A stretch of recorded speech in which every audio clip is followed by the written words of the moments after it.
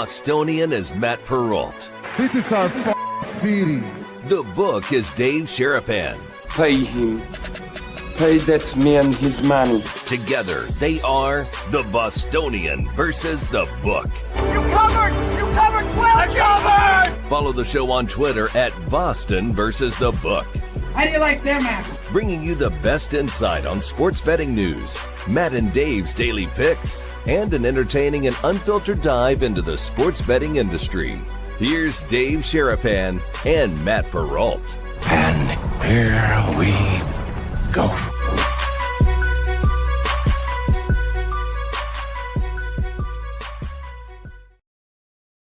And we're off on a Tuesday, everybody. How are you? Welcome into another episode of the Bostonian versus the book. If you weren't with us yesterday, yes, we're back. Thank you for being here. I know yesterday was a holiday for a lot of you, so you were kind of out of pocket. We are back. Dave Sharapan, Matt Perrault, live on our YouTube channel at Boston versus the book. The same on Twitter, X. I don't know if we're getting on Blue Sky. At some point, we might get on Blue Sky. I don't know. That's for the future. We are replayed on Sirius XM channel 159, and we are replayed on Sports Grid Television, where our guest tonight, you will see her and Dave Mondays and Thursday nights doing pregame shows for Sports Grid and other hockey-related topics as well. Yeah. How are you, sir? It's a Tuesday. Lots of good stuff to get to today. Tuesday, yes, sir. Yes, we'll have hockey talk with Casey. I went to the hockey game last night with Derek Stevens and a bunch of people from Circa. I'm a little bit, I was a little foggy this morning, a little bit, late night, but the Knights got their butts kicked. Smoked. First home loss. Smoked. And it was a Monday night, and it was weird because we were sitting in the box and the Dolphins and Rams game was on. And even somebody was like, "Are you guys watching football at a hockey game?" Like, it's 3-0. Like, yes, we're watching both. We're doing both. So yeah, we're gonna a lot to talk about these. Are you aware that the college football playoff rankings are coming out today? I don't know if you're aware of this. I am very aware of it. I'm looking forward to it. You're actually looking. Well, you're looking forward to it for what reason? Chaos. You and Furman both. I tried to get in touch with Furman to come on the show. Furman put out the tweet. He said, "Oh, I'm rooting for chaos, SEC guys." He said, "This is outstanding." And I said, "For who?" Not for the Big Outstanding. 10. It's chaos. It's great. It's so much fun. This is what we've dreamed about as college football fans for decades. We've dreamt about this. You got it. We have the resume comparison. We have who did you beat? When did you beat them? And when will you play the next big team? All of those questions. All the things that we have been wondering about, saying, all right, if you lose early, is that better than losing late? If you lose to a Northern Illinois, can you overcome that if you run the table? If you get upset at home and you lose to a team you shouldn't lose to, can you recover by going on the road and beating a higher ranked team? Like all the things we've wondered about with sports, because that's what sports is. It's not a linear A to B straight line. We're all over the place. How will the committee award the 7 at-large bids? Because we know the conference champions, they're all going to be in. But if you don't win your conference championship, how do you get evaluated and what will they put as a priority? Win, I don't even know losses? if they know, though, how they're going to even do the conference champions. Well, I mean, this is a problem. Like, we're a couple weeks away from actually having conference championship games. We know. And I don't know the tiebreakers. Well, I mean, in terms of seedings, you mean 1, 2, 3, 4? Is that what you mean? Clemson and SMU are going to play for the ACC championship as of right now. Right? Yeah. Okay. The winner's in. Okay. Is the loser out? Maybe. Potentially. Yeah. Possible. Sure. Okay. If BYU and Colorado play, the winner's in and the loser's out? Potentially, yes. Okay. But it's not potentially doesn't answer the question. Well, yeah, it does. It's automatic bid. You win your conference and you're in. And after that, you are subject to being evaluated alongside everybody else. Okay. You get put into a pool of non-conference champions, and then we rank. And they take the top 7. Notre Dame being one of them. So really it's 6. So we're taking 6. Yeah. I love it. I think it's great. I think it's great awesome. fodder, and it's great. It's so fun. It's so content and fun. stuff. But man, It's just because you're a Penn State fan and you're nervous about getting Lucy with the football again. That's your issue with it. if 11-1 ain't good enough, then that's caca. That's crap. 11-1 might not be good type enough. of 11-1? It's the type of 11-1. 11-1 is 11-1. It's not. Yeah, 11-1 is not the 11-1. same as 10-2. 10-2 can be better than 11-1 depending on who you beat. That's the problem for you guys. 11-1. If Yep. you look at the standings of anything in the world, 11-1 is better than 10-2. Doing with your what is CBW doing? This guy don't sleep. He's here in the chat. He's on the Twitter. He's all over the place. He's right. Strength of schedule 11-1 is You play. too. Yeah, because if I am a power conference team, and if I were to go play a whack schedule or a SWAC schedule and I run the table, big whoop. SWAC. It matters who you play. If I'm in the Big 12 for college basketball and I run the table, that's a hell of a lot more impressive than if I go run the table in the American. So who you play matters. What's your conference look like? In the Big 10, unfortunately, sucks. So there's a big problem there. Oh, you've done it. You There have goes the Big Oregon Ten and scores. who else? Ohio State is a question mark. They're a big question mark to me about how good they are. I don't know. They're the question mark. Will Howard, please. You can have Will Howard. Okay. I watched him at K-State. I couldn't believe that Ohio State took him. I was like, okay, you take Will Howard. Fine. When it all comes down to it, let's see what the kid looks like and what he plays like. They have one loss. It's to Oregon. Yeah. And it was a 1 point last second, had the football, and Will Howard choked. It was on the road. They were He dogs. choked. Yeah, Will Howard choked. So, okay. And they lost. Oregon won the game.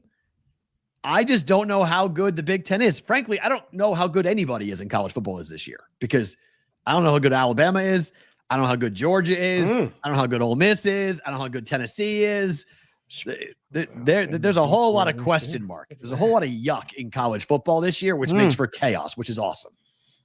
So this is the perfect season to have a college football playoff because as gamblers, there's going to be some pretty big numbers on teams that we might be able to actually jump in on that could make some noise, that could maybe make the college football championship game. And so, like, we're all worried about the big boys at top. But as we get to like the 6, 7, 8, 9 seeded teams, there may be some pretty good plus numbers there you can jump in on and potentially have a chance to cash and have some good profitable January betting experiences. So that to me is why I like this. I'm very interested about how the committee, what they will say is of value, who gets left out, who's going to be crying, what conference is going to want to go to court and go to sue the NCAA for not letting their team in, or suing the committee, the football committee, for not letting their team in, because that can very much happen. So, like, how many SEC teams are getting in? How many Big Tens are getting in? How many? Might as well just invite the whole SEC.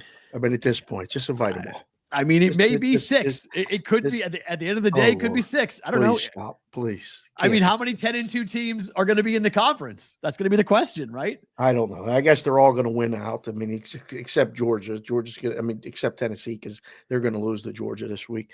But yeah, they're all going to win out. 6 would be insane. You're right. It would be insane, but it's not out of the realm. It's still in the possibility. That's what we could get, is 6 SEC teams getting in. How do you feel, by the way, after? Are you good? Like you're starting to get clear, everything, the brain, everything. You feeling good today? Yeah, today was the first day I felt really good this morning. Okay, because I got up, went to the shrew gym. just came in the chat and said, Matt, it sounds like you still have some brain fog. I wish you a fast recovery. It's okay. I know you Big Ten fans are going to have a tough time.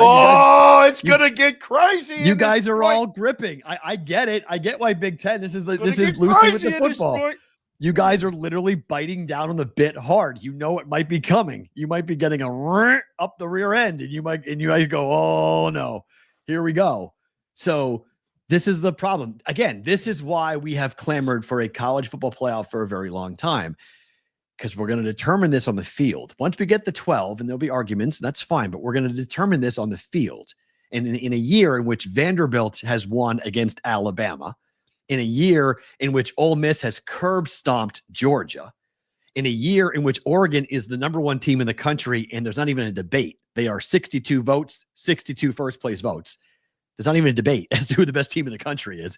It's Oregon. Don't forget the year that Vandy beat Alabama, too. That's what I said. Vanderbilt beat Alabama. Georgia got housed by Ole Miss. Who else did Vandy beat? Vandy beat Kentucky the next week. I thought they took down somebody else. Oh, they did. They beat Auburn. Yeah, but Auburn's not in the discussion. I mean, they're 6-0. Vandy is 6-0 against as a dog. Wait, Tyler Wyatt just came in the chat and said if the favorites in the SEC win out the rest of the year, there are 6 2-loss teams. He's right. That's what Furman wrote today. I'm going to throw up in my mouth. That's what Furman said today. How many 10-2 SEC teams are getting in? That's the question. Because if you have a lot of them, boy, there's going to be somebody mad at the end. We figured we get to 12 and it's not enough. Oh, they want 16. We've always known that. They want 16. Yeah, they want 16. There's no debating that. But we're not going to I don't think we're getting 16 anytime soon, but we're going to get it eventually down the road. It's just really fun, I think, to have this thing be determined on the field, because from a gambling standpoint, we have the entire month of January in which we have 4 games, 2 games, and 1 game to bet on. And again, there may be some really big numbers out there. There may be some really interesting numbers about teams to win it all. That you can do exactas, you get the bracket, you start doing exactas, you start doing all. Yeah, Vandy almost beat Texas. That's what you're thinking. They almost beat Texas, but they're 6-0 ATS as dogs. Although Jay Dow, we're not talking this week. That's the Jay Dow, Steelers Ravens guy. Yeah, we're thank you for contributing to the show, but can't talk to you. Yeah. Can't be talking to each other. Okay, that's fine. But so, well, I mean, again, we can until maybe Thursday. We're good until Thursday. Casey will be on here a little bit. We'll talk some hockey with her. But this morning, the Bears fired OC Shane Waldron. It's the first time that an offensive coordinator has been fired in season by the Bears since 1970. This is not Bear-like to do this. We've seen, I think the number now is 8 coaches in the last 14 months have been fired under Matt Eberflus, the head coach of the Bears. This is not good for a young quarterback, Dave. Like, this is, you don't playing behind a porous offensive line is not good for a young quarterback. True. But firing your OC mid-season, this is going to make Caleb Williams a better quarterback? Didn't the Steelers just do this last year for the first time ever? Yeah. You saw what happened. Yeah. They had to go sign 2 guys from somewhere else.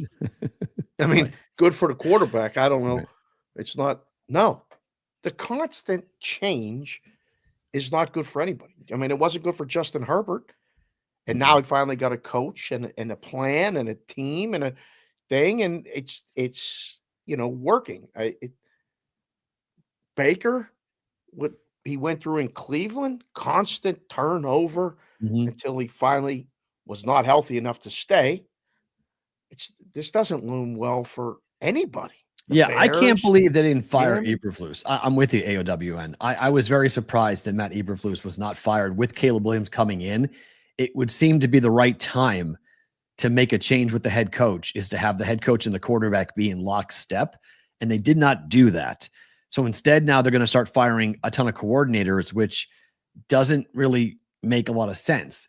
I was reading an article this morning on the NFL and what the NFL is going to look like in the next couple of years, because a lot of these coaches have signed such big contracts that the owners will just fire all the coordinators because they're cheaper to get rid of than the head coach. So you keep the head coach that you're paying, but the guys who are making $500,000, it's harder to fire the guy making $7 million. It's easier to fire the guy making $500,000 and clean house that way and elevate from within and hope the coordinators figure it out and the head coach gets out of the way and the coordinators are the ones that run the team. That doesn't seem to be a very smart smart strategy in my mind. That seems like we're going to run into a lot of bad football. The irony is that there are corporations that are run that way too. Yeah. I've worked at sports books that ran that way, where the director didn't even know what button to push to change the line. And the coordinators, the risk guys, were doing all the work and making all the numbers. And then the guy at the top was getting all the big checks, and the little guys, like if they called in for work, nobody knew how to put up the golf for the week. Like, hey, where's that guy? He's on vacation. Whoa, hold on. I don't know how to do the Hartford Open odds. Oh, okay. Well, that's interesting. Yeah, right. I mean, that's not job? good for quarterbacks at all. It's No. not good for offenses. Now we've talked about with the Bears, you want to fade them the rest of the season. This is not. I want to fade them this week. This isn't going to help. I don't know. It's Green a Bay? mess. It's a mess. Playing Green Bay this week? Is that who they're Yeah, I playing? believe Hold that's on, right. let's see. Did that move? I would have made that 7. Let's see. Hit refresh. Whew. It's still 6. Green Bay at Chicago. With Yeah, a they're new going to kill him. offensive coordinator. They're going to kill him. And Green Bay off a bye. They're going to kill him. What are we not? Green Bay just going to rush. I mean, literally, the Patriots gave everybody the blueprint now. Like, here's the blueprint. You need to have 2 decent cornerbacks who can take away the 2 weapons that they have to catch the football. And if you take those 2 guys away and rush the quarterback, the offensive line can't stop anything. And Caleb Williams is scared. And he will pull the ball down and look to run, and you can blow him up. Because they did. The Patriots did 7 times. I'll be surprised if this thing doesn't go to 7 today. Right. I mean, somebody got to be thinking like me that got real money and going to lay it. I don't know. I would move it. If we were in the book, I'd be like, move it to 7. Let them take the Bears. See what they do. Because if they ain't taking 7, they ain't taking 8 or 9. We might have to blow through this. Right. WV, I don't think Caleb is the next Bryce Young, because Bryce Young's problems for me have more to do with his size and stature. Like, Bryce Young is a small guy. He's just not big for the position. Caleb is a big quarterback with a big arm. He can throw the ball anywhere he wants. He just needs to get into the right spot, but he's not being put into look at the way that Drake May played against Caleb Williams. And the Patriot offensive line is a joke, but at least the Patriots were doing things to help Drake May out. They're giving him easy looks. They're giving him easy completions. They weren't asking him to hold the ball for 5-6 seconds and try to find somebody open down the field. They know the offensive line's garbage. I heard it. I heard Aaron on Pat today, and he said Tom Moore was the offensive coordinator, and he would tell Peyton. Peyton told him, he used to say, 1, 2, 3, throw it away. Yeah. 1, 2, 3. If it ain't there, throw it away, because you're going to get hit. You're going to get hurt. And he's not doing that. So until somebody comes in and says that, or we're keeping 7 or 8 guys in to protect you, this isn't going to work. It's not working. No. And the expectation from Caleb, Caleb Williams came in and made some pretty big declarations. Yeah, Roger. There's been some debate whether it was 9 or 7, because a couple of the sacks, he got actually past the line of scrimmage. So it didn't count as a sack, even though there was pressure. What'd the official box score say for the I think 7. The Patriots put out 7, that they had 7 sacks, but they hit him 9 times. They tackled him 9 times, and he just fell forward. So it wasn't an actual sack, but he wasn't able to complete the football or do anything with it. So they got to him a ton. They pressured him a ton. Look, Williams has to find some consistency, and he has to find a guy who he can grow with. Like, that's why when we heard those talks about the Patriots firing after 6 games, making a wholesale change with the coaching staff, I was like, this is insanity. Like, this can't happen. You can't fire Gerard Mayo. I don't care if he goes 0-17. You can't fire him. Eberflus, because you've drafted Caleb Williams, you've given him more time to be the head coach, to try to figure it out. That's why I would have fired him in the offseason and brought in a new regime entirely with a new quarterback. So I like Gerard Mayo coming in. I like the Patriots drafting a quarterback at number 3. I like the fact that they've waited so far, and there's no receivers to talk about with the Patriots really, but they've got a good couple of tight ends, and the defense at times can really play well. So far, this has been everyone in Boston's all pissed off about the Patriots because they have 3 wins. I really like the way the Patriots have progressed this season. The Bears are the opposite. Everything came in really high. They were fast. They were 10 wins, Dave. It was 10 wins. People were betting it over. Yes. People were like, here we go. Look at the talent. Roma Duze, Caleb Williams, the defense. Look, this team's ready to go. This team is now they're in real trouble. I mean, they're in a good division too. Yeah. Detroit, Green Bay, and Minnesota are really good football teams, all likely to make the playoffs. Is anybody in Boston pissed off about the Bruins? I think so, yeah. But the Bruin fan base is such a niche fan base that there's a lot of bandwagoning that goes on with the Bruins. When they're good, everyone's a Bruins fan. When they're bad, people kind of just go like, yeah, they're 4. Bruins have been 4 forever. They're 4 in the pecking order, and everyone's talking about the Celtics. Everyone's talking about Giannis. Everyone's talking about the fight between Giannis and Jaylen Brown. The Bruins are a topic, but they're off to a really, really bad start, and Jim Montgomery very well might be the first coach fired in the NHL. Wow. Yeah, it's on the table. Yeah, it's on the table. 100%. I mean, you can't. They had that, obviously, the huge problem with Allmark in the trade, who to keep. They traded Allmark. They kept Swayman. Swayman held out. They paid Swayman, and Swayman was playing like crap. So, they had the 2 best goalies in hockey, and now it feels like they have a half of a goaltender because Korpisalo is not very good, and they don't have the Swayman of last year. Right. So, things are gigantic favorites today at St. Louis. They are, and they probably shouldn't be, but let's talk hockey. Let's go and she's been kind enough to be waiting for us to keep on jabbering and talking here.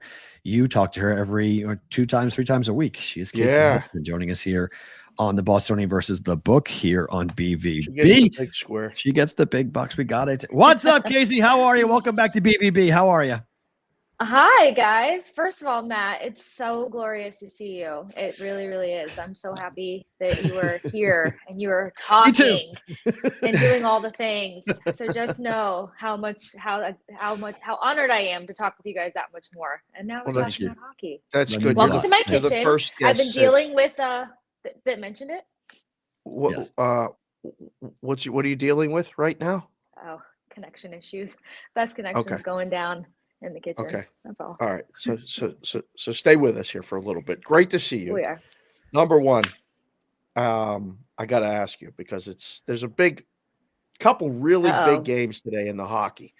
And the biggest, I think, is Winnipeg and the Rangers case, because tonight is the night that Igor proves to everybody that he deserves that big money contract and that the Rangers should pay him, right?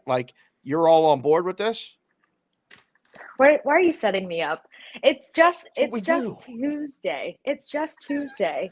This is so rude. All right, let's dive in.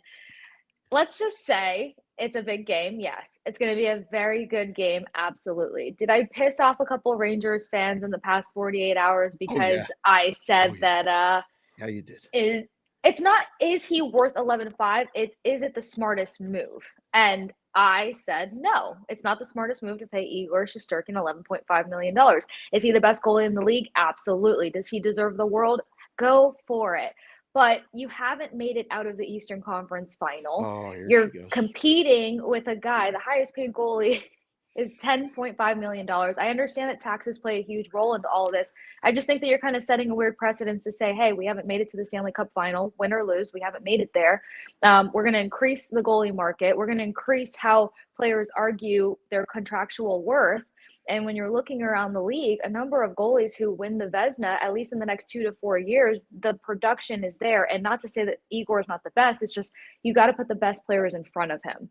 And I just don't think that he has the best guys in front of him to help his team get over the hump to a Stanley Cup final and grab another ring. So Igor's going to get paid. I mean, you've got one of the best sources out there that put out the inconspicuous view of the Hudson River and the New York skyline. And we all know what that conversation is regarding. And it doesn't matter that there was a whole blowout versus the Sabres after that. But, cap's going to increase. They're favored today, Case. They're favored today against the Winnipeg Jets, who are arguably the best story in hockey that nobody's talking about. Nobody's betting them. They're still 20-1 to win the Stanley Cup. They're dogs today. They're 6-0 on the road. Did you have a feel for this game for the people, or are you kind of just going to sit back and observe? No, you know me. I've got my favorite plays of the day, just about every day. So of course I have a couple in this matchup. And then as you mentioned, I mean, Winnipeg on the road has actually been one of the most exciting things to watch. But Igor with a revenge game is a scary thing to go against. So did I pick a team in this one? No, I went for the under total because I think it's going to be a huge battle between the pipes between two really good goaltenders. So I'm a big fan of that. But also I've got the Jets money line in the second period at plus 100 because for the most part, close games, any 2-1 game that the Rangers have won, it's been a stalemate or a big defensive second period. So goose eggs. But for the games where a team got ahead by a goal or by any chance rallied in the third period, so say like a 3-1 win or lose for the Rangers, it's been predominantly the second period victory for their opponent. So I like Winnipeg to kind of make sure that they grab a tone in the second period there. Panarin versus the Winnipeg Jets is very consistent, but then you got Sheffley, who has scored 4 times in 5 meets versus Igor Shesterkin specifically. So those are my plays for tonight's game. When do you start fading the Jets? Because this is a 14-1 start. This is not something we saw coming. This is kind of like the Cavaliers in the NBA who are 12-0. At some point, the coin's going to flip. Is it tonight? Is it in the coming weeks? Like, when does the cool down happen? Because bettors will start to fade the Jets just because they know what's going to happen at some point. Yeah, I think that's more of a December, January thing. You always kind of see some teams shake things up heading into that. It's not an all-star break this year. It's actually going to be 2 weeks for the Four Nations stuff, but kind of heading into that break, because that's when teams start getting more creative and testing out some new things and seeing where their depth truly lies and seeing if they're going to make any moves before the deadline in March. So I feel like some of the cool off periods definitely come December and January. Things always pick back up after that break because that's when the real competition numbers, points, statistics have to be so consistent. So I think the Jets, win or lose tonight, I don't think this is a cool off period, especially if they do lose. Because like I said, revenge Igor, like you can't doubt that. I have nothing against Igor Shesterkin. It's the market, it's the interest, it's the fact that the cap increase is to get NHL out of cap hell that they've been in for years. And yes, the increase is going to continue over the course of the next couple of years. But regardless, I still think he's a tremendous goaltender. And I think that it's going to be a great game. Heidi, bigger surprise ass whooping last night.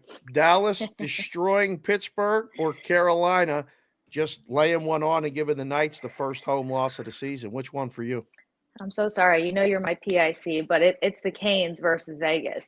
That's the one that really got me because Dallas putting a beating on the Penguins, like the Penguins defense, the Penguins goaltending. I mean, that's just been. You're worried about that. Off the notifications.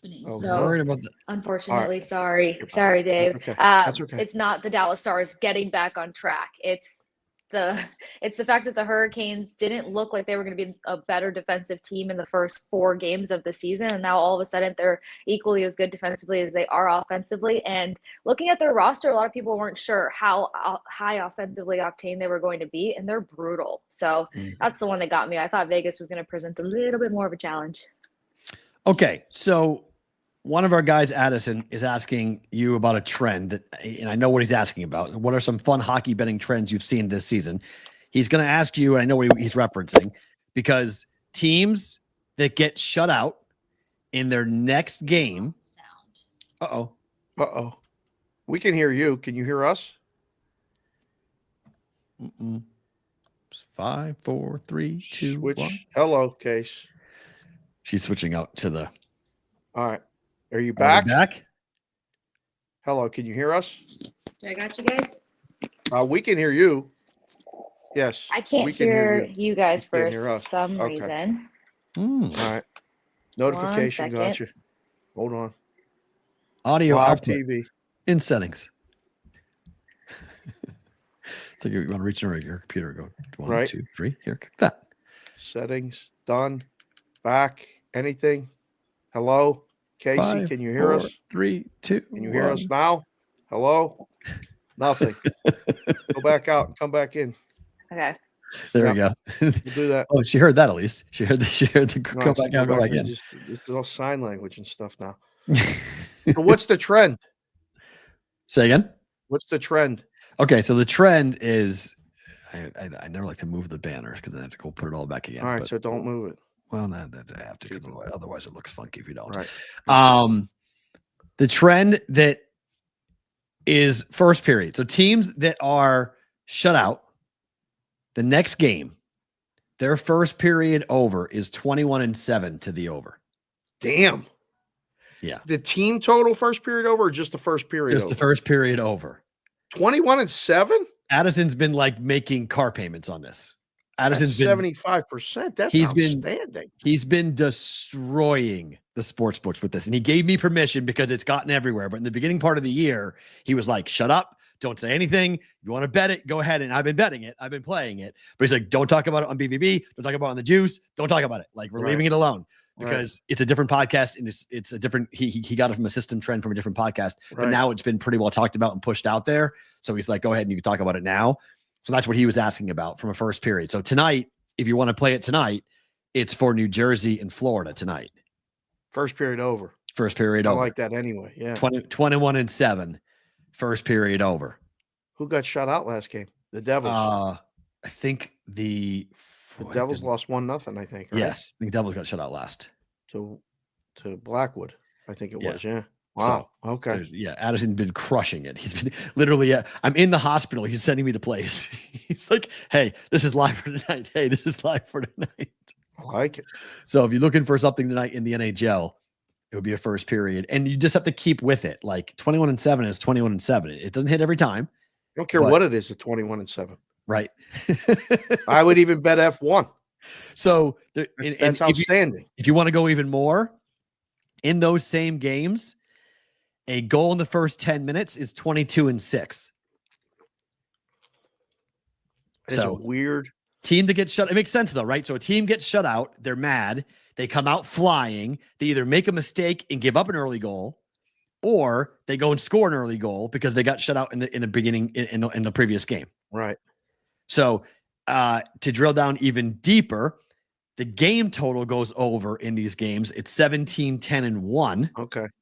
And both teams to score, which is a real funny anomaly, is 18-10 in the first period, both teams to score, which oftentimes is plus money. I was going to say that's usually plus money. Yep. Yeah. Well, often, so 18-10 is 18-10. So, yeah. So if you want some fun hockey trends, I've been waiting to say this because it's just one of those things to find when we're going to bring this up. But this is why our Discord channel, and this is why you guys in the audience, in the brigade, why we love you guys, is because you uncover stuff, you share it, and everybody gets rolling. Right. So it's really fun. That's reason enough to go to thebvbshow.com and join the Discord. Amen. NFL teaser sides win 22-6. True. 8 middles of 14 games. True. I did well. I hit my teasers. A lot of books crying the blues, man, about taking the teasers again. I hit my teasers this weekend. It's finally coming around. It's finally the Wong teasers are actually real. It's actually working. The numbers are getting. I mean, the numbers are getting pretty tight, and the game falls around the number, and then four-way teasers win, and books go, why are we taking teasers again? Make the prices more. Maybe people won't bet them. I mean, you got to keep taking them. There's going to be weeks like that. That's what happens. You know, nobody was crying in September.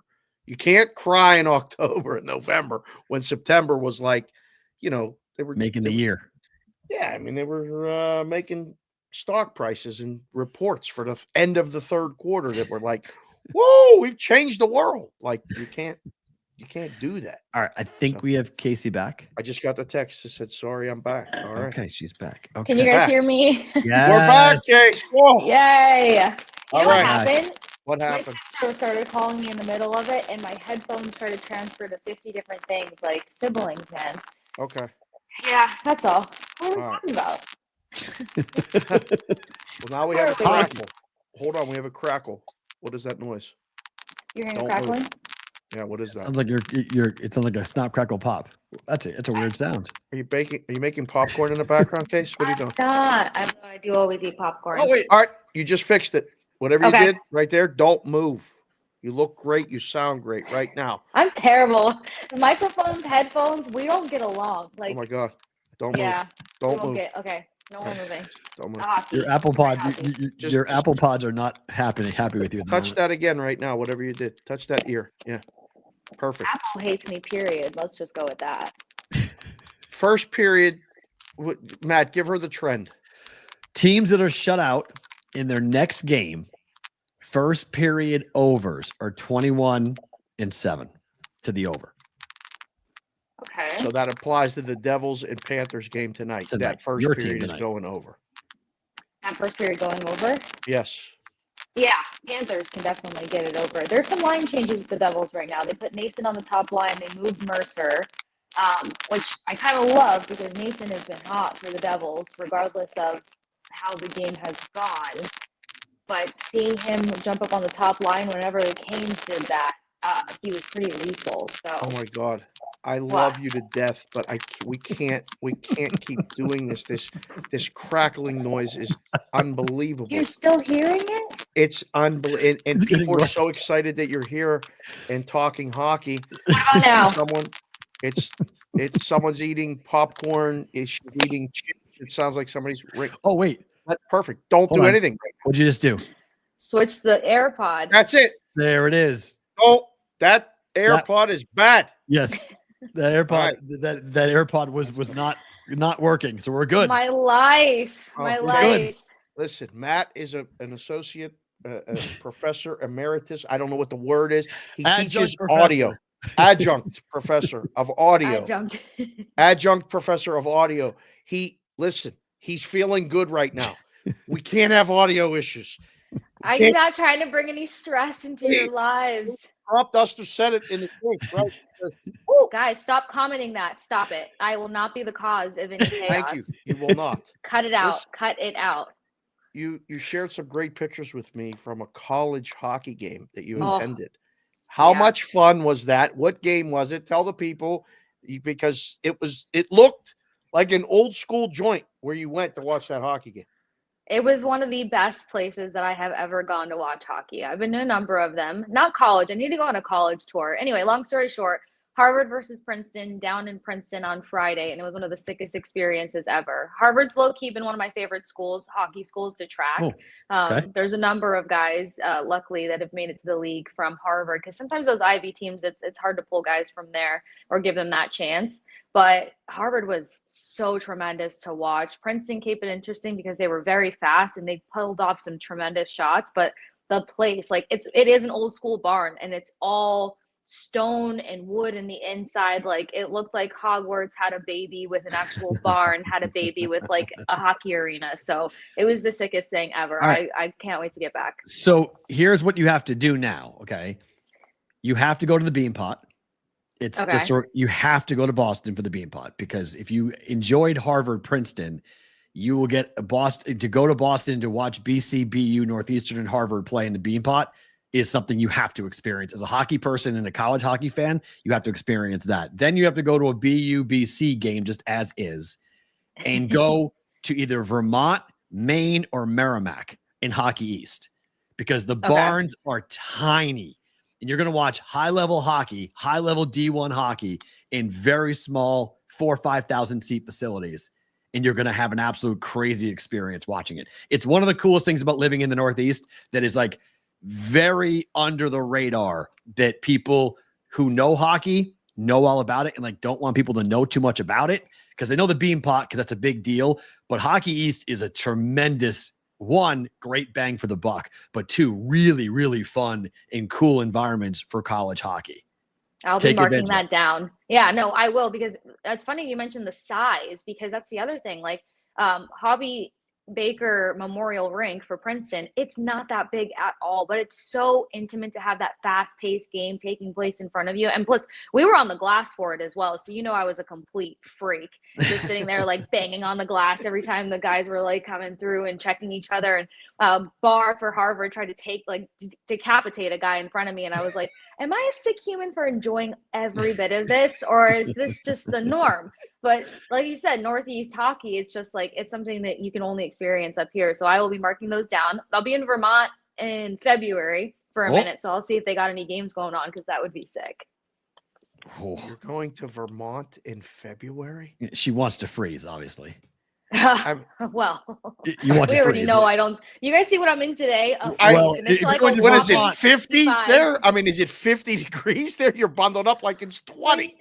Look, you guys are talking about chips crunching and stuff in the comments. The wind is so bad today. Like I broke the corner on the side of my building and I thought my feet and everything were about to get swept up. My dog was about to be gone and so was I in opposite directions.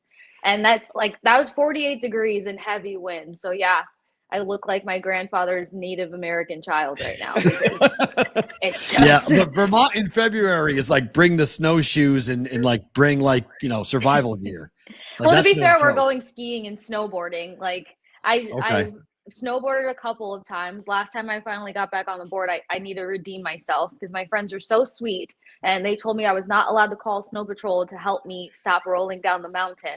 Eventually I figured it out, so I guess that was kind of helpful, but now I have to go and not need the assistance and lose pieces of myself and my dignity down the mountain because that's what happened. Goggles What's that gone, called again? beanie gone, When scarf. you lose everything, when you tumble and it goes Yard sale. everywhere. Yard sale. Yeah, yard sale. When it goes Oh, everywhere. there was a whole yard sale on this mountain. I kid you not. I lost a glove, my scarf, my beanie, my friend's goggles. And at this point, there's a picture with mascara down my face. And it's just like, somebody get her off this mountain. Because my friends decided, like, hey, you used to, you surf down in Florida. You grew up skateboarding. And they're like, you're going to be fine. No. The whole balance of it is completely different. Like, I could have used one lesson. Just before I felt out everything. So, yeah.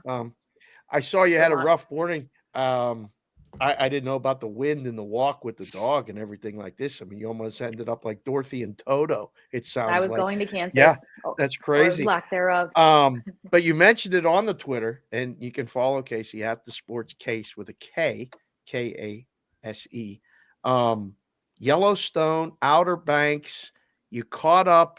And Devastated. What? Devastated, Casey? What Devastated. could be so devastating?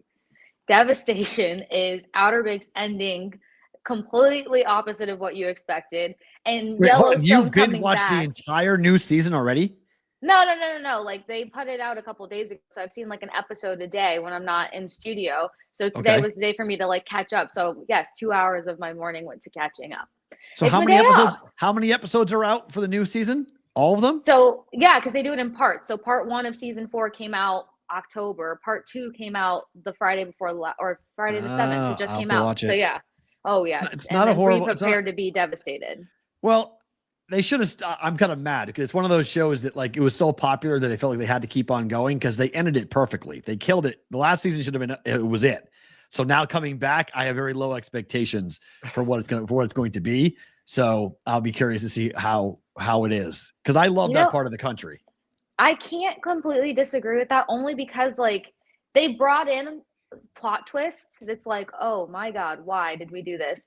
But then the ending, just wait, we got to talk once you see the ending because then it's like, why did they do this? They could have just left season 3, added 2 more episodes, showed us that, they won their gold and life is life. But no, they had to go break hearts. Yeah, and that's what you should they solved the yourself issue for. with his dad. They solved the issue with the gold. They solved everything. I was like, what are we doing? Why do we keep going? Like, this is dumb. Like, this is like a soap opera. Like, you can't end it. Like, you want to keep going because you have the relationship still there. It's like, just end the damn thing. Like, so I was not very happy about hearing they were bringing it back. But soap opera is a great description of what's coming. Mm-hmm. And Charleston is, I mean, Covey, you know how I feel. I love Charleston. It's a gorgeous part of the country. South Carolina, North Carolina, the Outer Banks, that whole stretch. It's Virginia, North Carolina, South Carolina is just, it's gorgeous. So it's good stuff with that. What was the other show? Yellowstone? Yellowstone. I haven't watched that. I need to watch that show. Everyone says that's great. I love it. I'm stuck on the Penguin. That's my current obsession is watching the Penguin. So I got to finish that. I like the Penguin, the Batman Penguin. Who was it? DeVito or whatever? Like when I was a kid.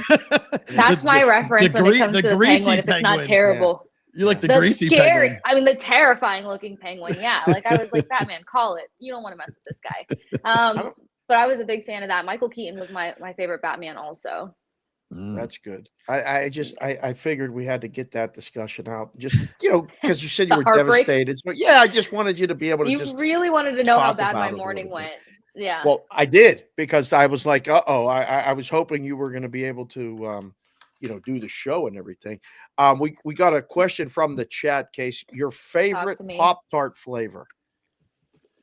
You know what? I like to keep it original. Strawberry. Like, Is that where did that come from? Is there a reference I I'm know. missing?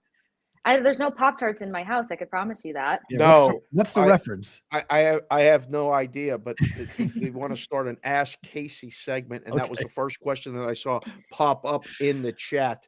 Strawberry's good. I think the odds-on favorite is the cinnamon. Is the Frosted or Ooh. unfrosted though? That's the question. It's not even a question. Frosted always. Always? Nah. Yes. Right, Kinda Case? No. unneeded. Yeah. Kind of unneeded Yeah. at times though. You don't have to No. frost it. No. You got to leave it as it. That's why the simple strawberry frosted is like the way to go. Like if you talk to me about toaster strudels, that was rude to even try to compete with Pop-Tart. Are we put a toasting or toaster are we doing raw? Or are we toasting them? We're throwing it away. No. Are Pop-Tarts. Are we toasting Pop-Tarts? Oh, toasting. Toasting Pop-Tarts. Okay. It does turn like lava. It gets really hot. But you got to do a light toast. You don't want to have like super hot jelly in the middle because it burns or it hardens. My sister used to be really terrible at the temperature of Pop-Tarts. And then before you know it, like my taste buds were gone and then it would harden by the time I decided to go back to the Pop-Tart and then I was over it. You can burn the roof of your mouth. Yeah. It's a problem. You don't even toast them. Like in this house, we don't toast them. It results in a mess. Something gets sticky somewhere. Yep. It's no good. I told these girls when they were little, we don't toast them. They tried to do it because somebody at the school did it. And I said, we're not toasting them. Deep We're not fried toasting. Pop-Tarts. What are we I see doing? somebody said s'mores. No, Yeah. fake marshmallow is also criminal. I'm so sorry. That is so criminal. So are you out Especially on if you fluff love- too? Are you anti-fluff? Is that the thing in the jar? Yeah, peanut butter and fluff. It's disgusting. It's the No. worst thing that mass ever created and brought into the world. You My home don't state should never have allowed it. replicate marshmallow. No. I You get agree. marshmallow and you stick with the basics on that. You replicate. No.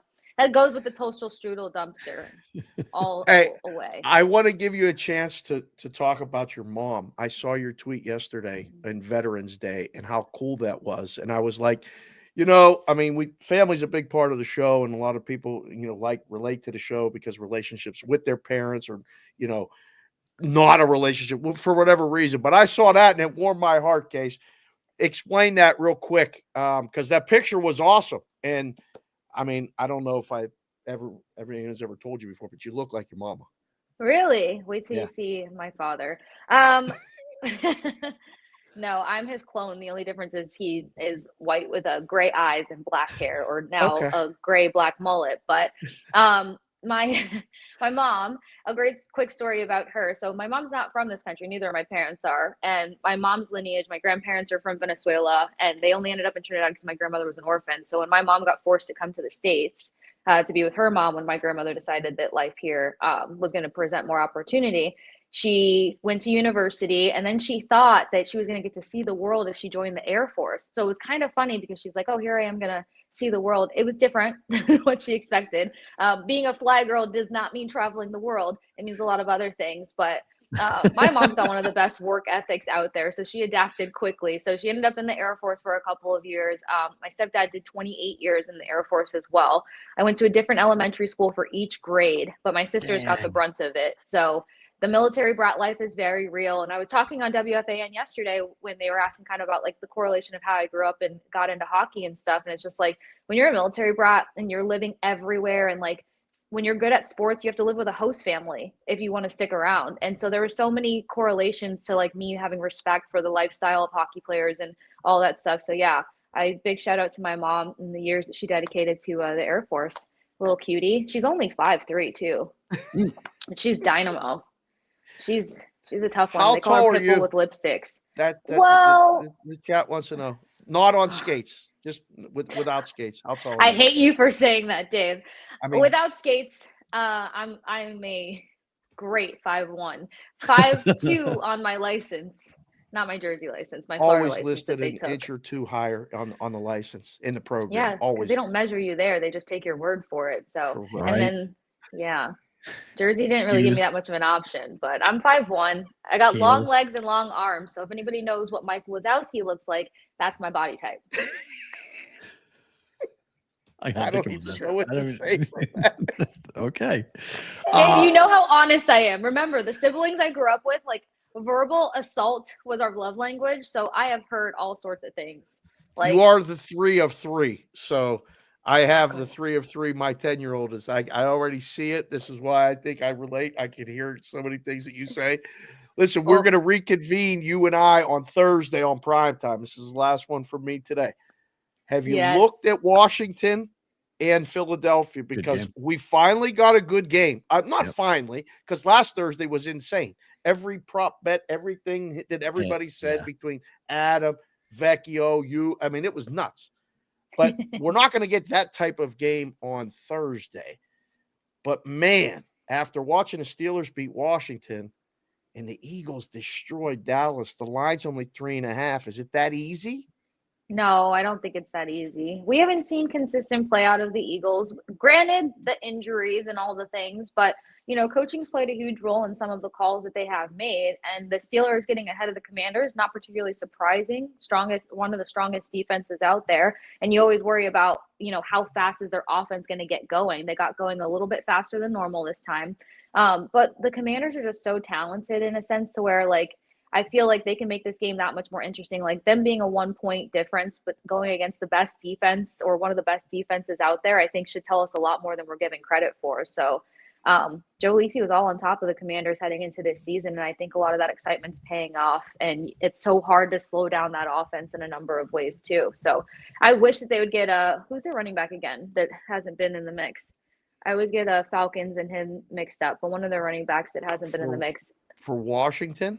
Yeah. Ryan Robinson? Yeah. Is he back in the lineup this week? He's questionable. He didn't play last week. Okay. Well, yeah, they've been kind of dangling him in front of us for forever. If he ended up being in the mix, then this could be a completely different game. But I think the Commanders can keep it interesting. I'm going to keep some of my first quarter, second half bets for Thursday night. Yes, guys, I'm sticking with it. There you go. We'll wrap with this. This is a question because we got a guy who is a huge Syracuse fan who's in our chat. And this quote made news yesterday. But Fran Brown, who's the coach of Syracuse, says he does not shower after a loss because soap only goes to winners. How do you feel about losing games and then not showering because you lost a game?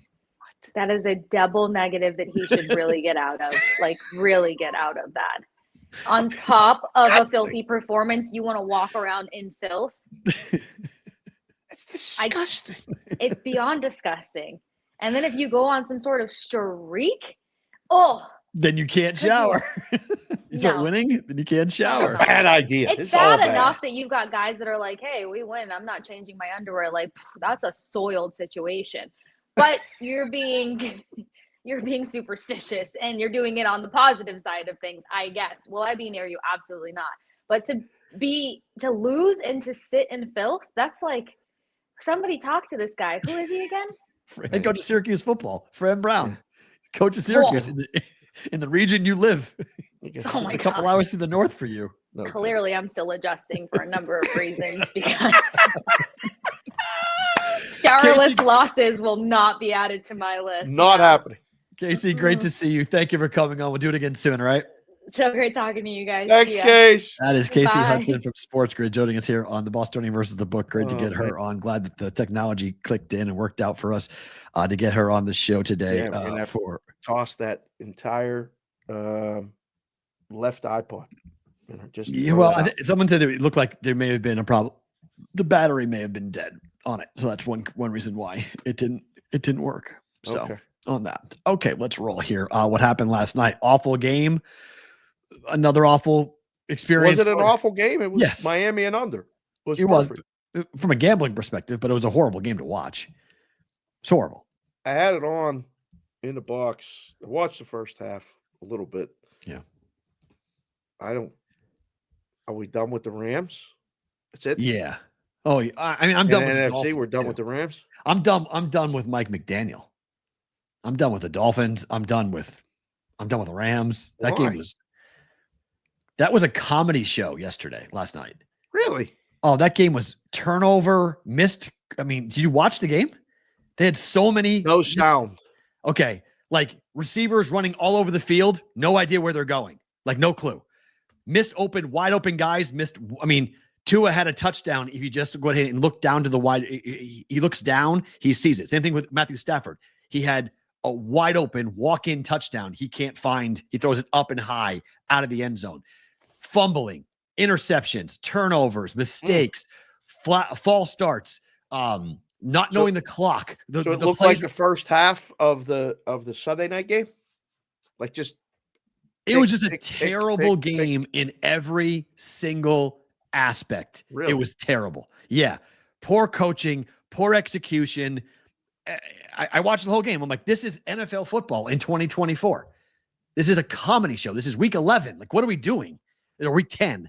Like, this should not be happening in week 10, where you call timeout, you come out of timeout, you don't have the play call in place, and you're rushing to beat a flag, and you're not prepared. Like, just basic execution of football was not being done on either side last night.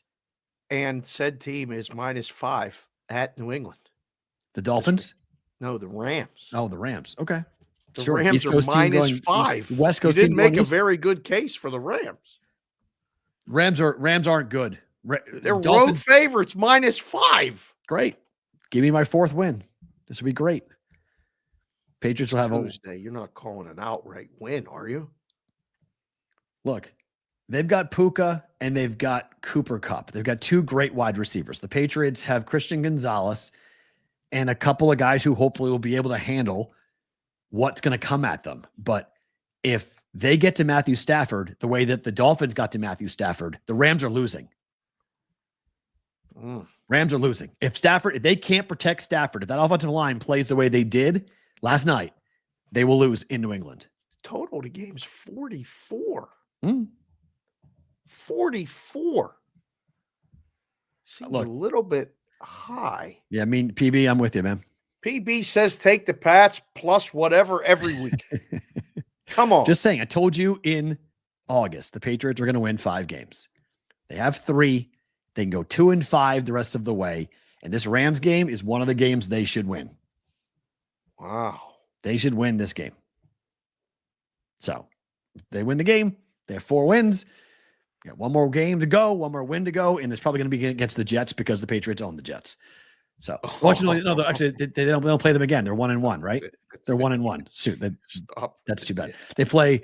Hold on, I'm pulling it up right now. We're gonna get this. We're gonna get this ironed out right now while we're here. Patriots schedule is as follows: home versus the Rams. When? At the Dolphins. I got to pause. I don't know. That's They're a question. not winning in Miami. It's Stop. Okay. Okay. Ironically, they play these teams that you're describing as an abomination of football. And they play back-to-back weeks. Back-to-back weeks. That's Pats why could beat them. They could beat them both. Okay. They could. Home against the Colts, December 1st. Who's the quarterback? I don't know. I'm assuming it's if it's Flacco, the Colts will win. If it's going to be Richardson, Patriots win. Okay. And then the bye week. They got the week 14 bye week. Wow. My goodness. It's so bad. Then their last 4 games, which they're not winning any of these games. I'm just telling you right now. Okay.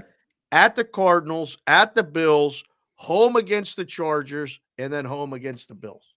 Yeah, no, they'll lose all 4 of those games. So they better win 2. They win to beat the Rams, beat the Dolphins, and we're at 5 wins, and we're good. But they can beat the Cardinals in Arizona. Yeah, they can beat the Cardinals. Cardinals. Look, if any franchise steps on their own dick, it's the Cardinals. Oh, that's what they do. I mean, come on now. I don't even know if Will has to be involved for that, but Will, if you're here and you're watching, sorry, I don't know if that's a. I don't know. That's what they do. That's what the Cardinals do. Stepped right on it all the time. Like anytime you think the Cardinals are going to do anything, that's what they do. This is Cardinals, a different Cardinal team. It is. Why? Why is this a dip? Did Kyler Murray grow 6 inches recently? Like, why is this a different Cardinal team? Are you making short jokes? He's the shortest of short jokes. He's easy. He's completing passes. He's moving around. He's staying in a pocket. Beating the Jets is not exactly something to be jumping up and down about. Jets catching strays already. That's great. Easy. Yeah. Jets are a clown show. Man. The Dolphins win, by the way, saved the state of Florida from going 0-12. Would have been the first time in history every team that played football in the state of Florida would have lost on the same weekend. Yeah. That was a big win for Miami last night. Shout out to the Dolphins for saving that. To get that Yeah. to get that W. Yeah. The Cavaliers didn't cover against Chicago, but they're now 12-0 to start the year. They're the 7th team to win 12 straight to start the season. Only one, the 96-97 Bulls, however, won it all. Cleveland's averaging over 121 points per game. They are number 1 in offensive efficiency. This is the NBA portion of the show, boys and girls. Keep We up. we have 2 NBA portions of the show, but this is just the what happened last night portion of the show. How good is Cleveland? Don't know yet. I mean, you don't know. They're undefeated. We don't know how good they are yet. They're hot shooting right now. They haven't lost a basketball game yet. Correct, but they're shooting the ball at a clip that's not going to continue. It's an unsustainable clip what they're shooting the ball at from behind the arc. They play Philadelphia tomorrow. Yep. In Philadelphia. Yep. Embiid's back, by the way, today. Yep. Yeah. Well, Cleveland's probably going to lose tomorrow, huh? Maybe. Might be their. I don't know. I think Cleveland looks pretty damn good. Right now, sure. I'm impressed. Played pretty good defense enough. Have multiple options. It's not just one guy. Just again, haven't watched a full game from beginning to end, and there's probably a lot of you in here that are in the same boat as that. Well, the NBA Cup is back tonight. It starts around the league. It ends here in Las Vegas. The Lakers are the defending champs, if you want to call them that. If you want an update or a refresh of what the NBA Cup is, I do. I let me hold. Go ahead, continue. I need this. The Emeritus, I believe it's not pronounced. NBA Cup explained. Yes. You read the Cup nights, and I'm going to read the knockout rounds. Go ahead, sir. Group play games will determine teams for the knockout rounds. 8 teams will advance to the knockout round. Top team from each of the 6 groups and 2 wildcard teams from each conference. Okay, my head already hurts, but Why? that's okay. Easy. That's easy. 8 teams, knockout rounds, top team from each of the 6 groups. Yep. And 2 wild cards. That's great. Okay, I don't know how the wild cards are going to get determined. It's points. It's points. It happened last year. Oh yeah, points. Here we go. In the knockout rounds, then we'll proceed like this: single elimination games for the 8 teams that advance from group play. Then the quarterfinals on December 10th and 11th. The semifinals will be on December 14th. The championship is on December 17th. Those semifinals, and championship game will be at T-Mobile Arena in Las Vegas, home to us, where we're at. Yes. December 14th and December 17th. Emerson Lazio will be here because that weekend he's coming for the Monday night football game. Oh. The Atlanta Falcons are playing the Las Vegas Raiders. Oh. So we will have Saturday night semifinal NBA Cup games, Monday night football with 2 teams that, I mean, the Falcons will be playing for something, but the Raiders are not. And then Tuesday, the final of the NBA Cup. And the odds are almost the same as the NBA. Celtics 4-1, Knicks nearly 10-1, and then up we go. Timberwolves, Cavs, Nuggets, the Thunder for the NBA Cup. I mean, isn't it obvious to just bet the Cavs right now for that? At 10-1? I don't even know what group they're in. I don't know who they're playing. None of it. But yes, don't you take the best team at a very nice price right now for a team that might be looking for something to grasp onto and continue to unify the locker room and everything? I don't know. Yeah, I don't hate I'm that. surprised that that's that high. But just because Boston plays in a, I mean, the Celtics should win their group. That's why. Oh, man. I don't know. They won it. Didn't the Lakers beat Boston last year in it? Oh, no. Boston Boston the lost Lakers to beat the Pacers, right? Yeah, in the final, the Lakers beat the Pacers. The Pacers beat the Celtics in the semifinals last year to go on and do that. Right. But if the Celtics, if they want Are they doing the crazy color courts? Yep, that's back tonight. Celtics Really? Solid green, like Wizard of Oz type court tonight in Boston. No. Yeah, it's like really, really green. It's cool looking. It's a green court? Yeah. What color is the key? That's wild. Hold on. That's gonna bother my eyes. It's gonna bother your eyes. Oh, Why? sometimes sometimes when you watch some football games on anything other than the green field, I mean the boys you want I'm used to, but like those red fields and those gray fields and all that other stuff. Like I don't need all that. Can you just play the games? Oh no, you gotta play. You it. like the courts? So this is what they're playing on tonight. Boston is playing on this court. I'm so glad you're back, and we're just what? Yeah, That's the basketball court. yeah, it's a green court. Is it cup thing? Is this the graphics going to be on there? Yeah, That cup and it yeah, says you don't remember that? Boston like that? Yes, that's the NBA Cup. Guys in the chat, girls in the chat. Listen, do you like that court? Yes or no? Put that. Oh, in the but chat. like, yes. how about this though? Because I'll put this one is wild. What do you got? This is outstanding that you can do this during the show. This is great. Adds so much to the show. Because I don't know. Like if I'm doing right now, you're up to hold on. The Knicks, because if I'm a Knicks fan, I'm not sure I'm jumping up and down. Oh, they won't let me do that. Hold on. I hate when it does that. It says it doesn't like me. Let's see. Alex B. Smith in the chat. What is Jameson Arena? What is that? He said Jameson Arena. I don't know. What's Jameson Arena? I don't know. But I don't know. Do you like that court? Yes or no? LOL. Hell no. Eron Sean said hell no. Why not? You don't like that? Really? What are they going to wear the whites? Celtics? Yeah, we're going to wear the white unis. I would hope so. Oh, same colors as Jameson. That's what that is. Jameson Arena has this green basketball court. Well, I'll take your word for it. I don't know either. I don't know where Jameson Basketball Arena is. Oh man, I think there's people who look. This is for the kids, right? This isn't for us. This is for kids. I'm a big kid. I like this stuff, but like that, I don't know. Maybe in person, but maybe they will wear green, and I blend in. It's a lot of green in Boston, right? You wear that. It's like that's a lot. Here, hold on. Oh, Jameson whiskey. I don't know. I have no idea what you're talking about, guys. Yes, but this is the Knicks court, and I have to do this really fast because the Knicks court is. I don't know if I hate it or I love it. It's like one of the two because it looks actually pretty decent.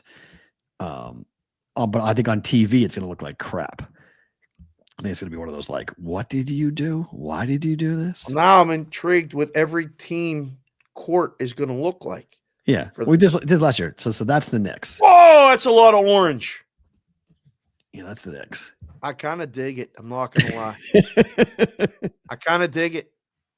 But like that's going to be hard to follow with the key. Like I think the key needs to be another color. So you can figure out what it is. The lane needs, like I don't like even when we take Kendall to different courts and gyms to play volleyball with all the different lines and stuff, like you can't see the lines. They're playing NBA. These games count. Oh, Eron Sean, not a fan. More trash. JPC to fourth. That's an egg yolk. Jordan 1-star Goroff. Better than the Celtics one. Better than the Celtics. Chef B's a green guy. Like he's a Celtics guy. Wow. Yeah. NBA is becoming a children's league. Listen, you got to appeal to the kids. Yeah. Somebody got to watch it. Do you think the NBA Cup really catches fire? Do you think people really care about this? It's back. No. I don't know. I think it could because, I mean, again, year one was sort of a trial run, and I liked it. I thought it was pretty cool. So now here's year two. Let's see what year two looks like. Does it get going? Is it exciting? Is it fun? Do the players care? Because last year the players cared. The players definitely cared. They cared. They get cash. Yep. So they're playing for cash. Do they care again? And if the players care again about the NBA Cup, that means we're getting playoff-like basketball.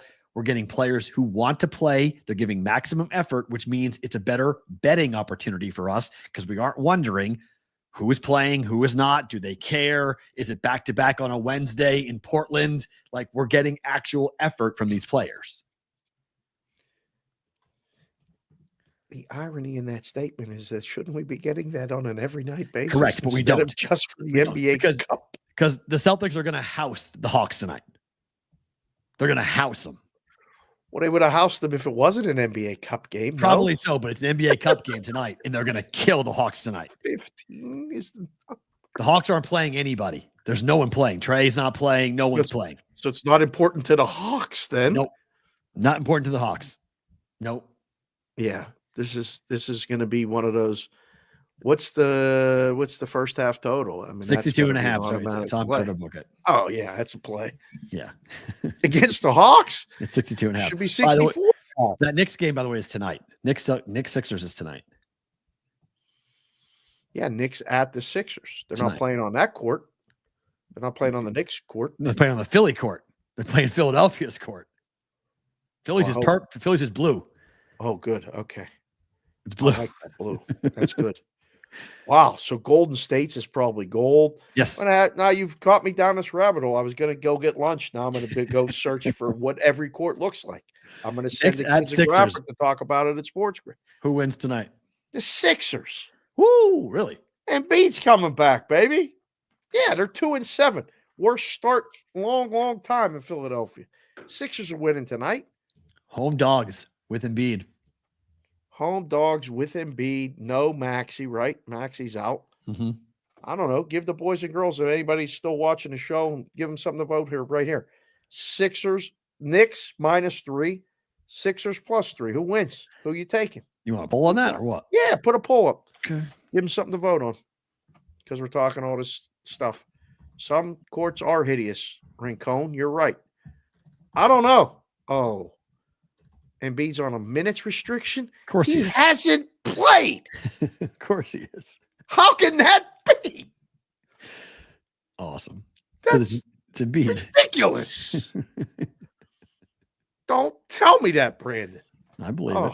I believe for sure. The Golden State Warriors will welcome back Klay Thompson tonight. Mavericks are in town. A lot of emotion in that building tonight. Sign me up to watch this. Hell yeah. This is going to be a fun basketball. There are 3 tremendous games all staggered tonight that if you're you're a hoop head, you're getting 3 in its own window tonight. It's really fun. I can't wait to watch this tonight. 3 college and or pro. Yeah, there's a couple. Kansas, Michigan State, into Duke, Kentucky, into this game. Right. They got that Kansas, Michigan State game starting a little early, so you could watch that and then go into that. Is Duke, Kentucky a game other than name brand? Kentucky is a relooked team. I mean, they're not the youngsters they used to be. They have a lot of grad transfers. They got a lot of people coming in. New head coach in Mark Pope. Get ready for the Cooper Flag show tonight. Yeah, come on. This kid's this kid, if you don't know who this kid is yet, you're gonna learn all about him tonight. I can't wait. Duke's winning that game. Oh, Duke. I think Duke is killing them. I think I can't wait. Cooper Flag has, I mean, this is a kid. I think he goes for 20 tonight. I think he puts on a show tonight. This is fun. I love the middle of the week stuff that goes on after we get exhausted and watch all the college football and do everything on Sunday with the pros. And then you get now to this. I don't know. I'm excited for all of it. Dog live with Michigan State and Kansas. Hell yeah. Already bet. I think so. Hell right? yeah. Gotta be. Yes. I got 6.5. I have a better number than what it is now. No, it's that time of year, boys and girls. We're into college basketball season. Get used to it. We're going to talk a lot about it. It's going to be fun. College football has been excellent. I think college basketball, we're going to learn a lot. I think KU is a fraud. I'm just saying it right now. Oh, there goes that trip. I think Kansas is a fraud. I think Kansas, they were lucky to beat North Carolina. They should have blown that game. I think Michigan State's got a chance to win the game outright tonight. Give me Izzo early in the year. I'm not a huge fan. I did that. The roster's got a lot of athletes. Oh boy. I don't think they have a lot of. As a team, I don't think they're very cohesive. Oh, I think they've got issues. they've Dickinson's played great. 2 games. Yeah, I watched them against North Carolina, and I was like, 2 okay. games. Yeah. It's kind of a snap judgment you're making right there. Okay. Tomorrow we'll come back on. Tell me I'm dead wrong. If Michigan State wins the game outright, you tell me I'm right. Perfect. That's what we'll do. Time does that game tip? I think that game tips off tonight at Like 4 o'clock Eastern? Like 3 o'clock, 6:30 Eastern. Okay. So 6:30, 8:30, 10:30, or 10 are the times for the 3 games tonight. Okay. But this, Duke, that game will be delayed. If Kansas and Michigan State goes long, they're both in the same building at State Farm Arena in Atlanta. So it'll be, because this game's gonna be super fun. Because Kentucky is a little bit of a wild card. We don't know exactly what Mark Pope's going to do. This is a big test for the first year coach. Duke has won. Going to go well. Duke has won 11 of 13 games against Kentucky. They've pretty much owned them, but that was with Cal. So, yeah, my first thought when I saw it, I looked at the board this morning and I went, "Oh man, Duke under 7." Okay, yeah, Duke's probably a play. Yeah. And the other one, I thought Dog Live. We'll find out more now that you've completely besmirched the Kansas. Not besmirched. I don't think. Are they the number 1 ranked team in the country? They are. Right now? I don't believe they are the best. I do not believe they're going to be the number 1 team in the country in 2 weeks.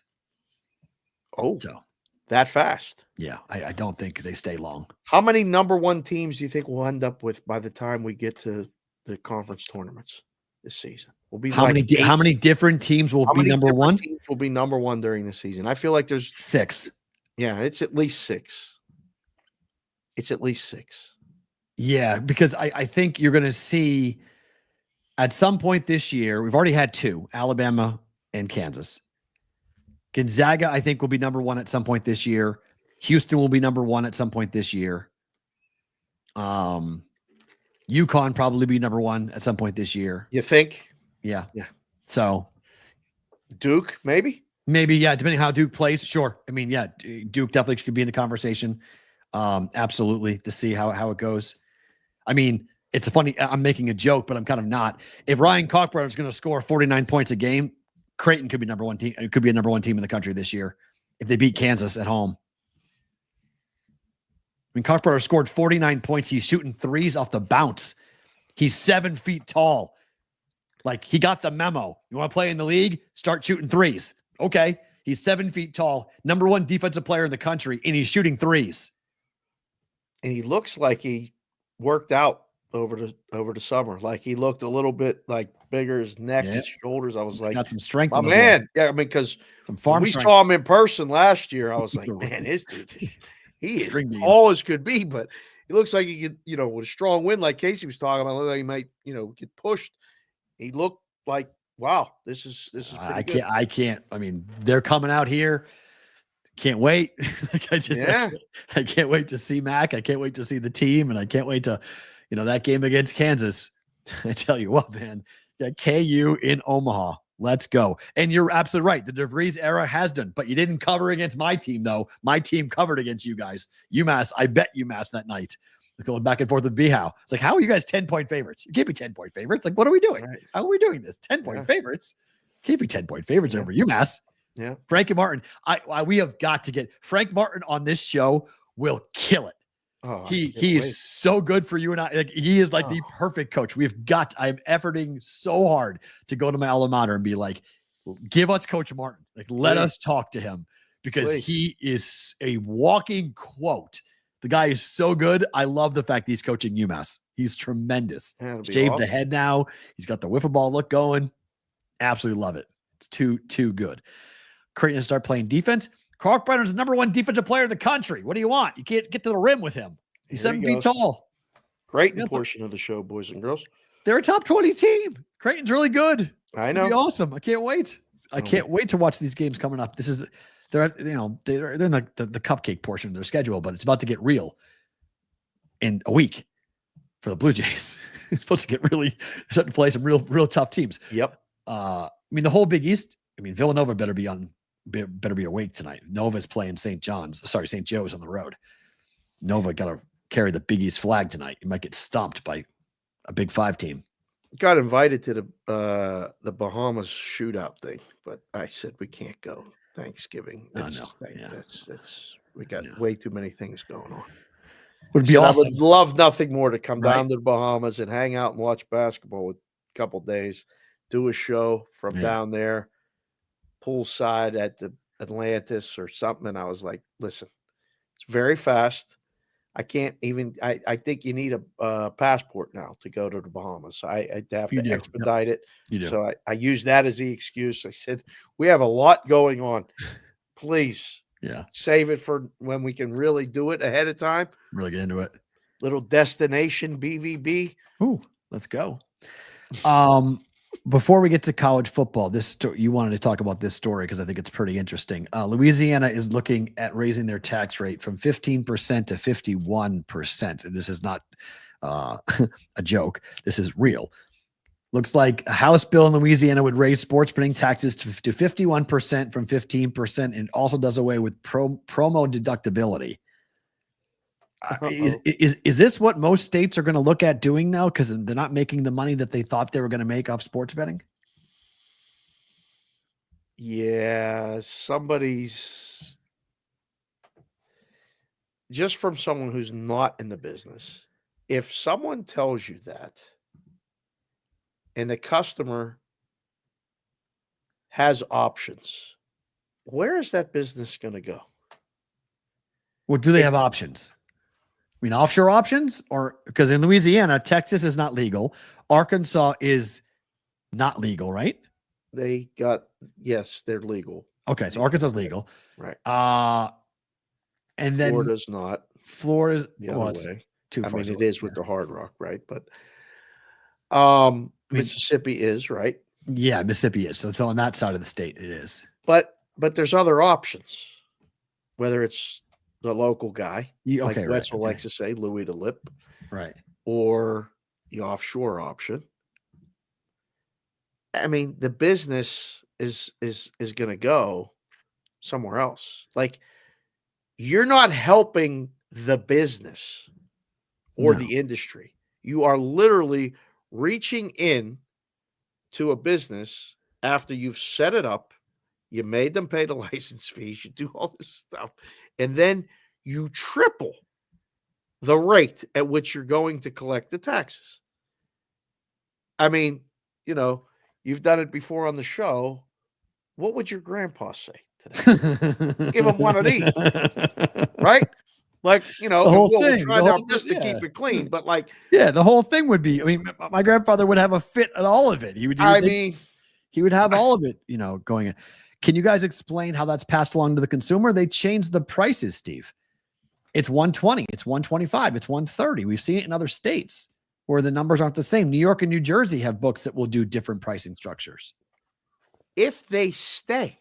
Right. Because what you're going to do is limit options to only one or two that write it off as a break even or a loss in that state. Right. And the innovators, like our guy tomorrow, Sport Trade, will never go to a state like that. You close the state off. So, Mr. Anderson, what it does for the consumer, it's passed on in a lack of choices or driving it back to the exact black market that you have railed against. Made the devil and tried to say should never do business with them. Yeah. And I saw it this morning and I texted Alf, and I haven't got a response yet back from Alfonso, because at some point I got to get him on the show, because he can explain it from that number standpoint, how it's going to change the accounting. They're going to go.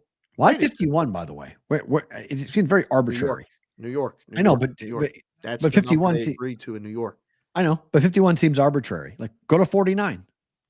Like, make it a little less in New York.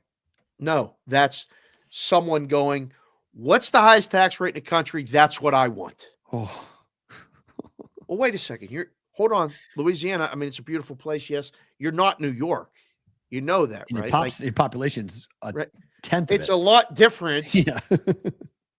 And I got news Customer for base. you. I know there's people doing it in Louisiana. Don't ask me how I know, but I know that there's people doing it in Louisiana, and people in Louisiana have options.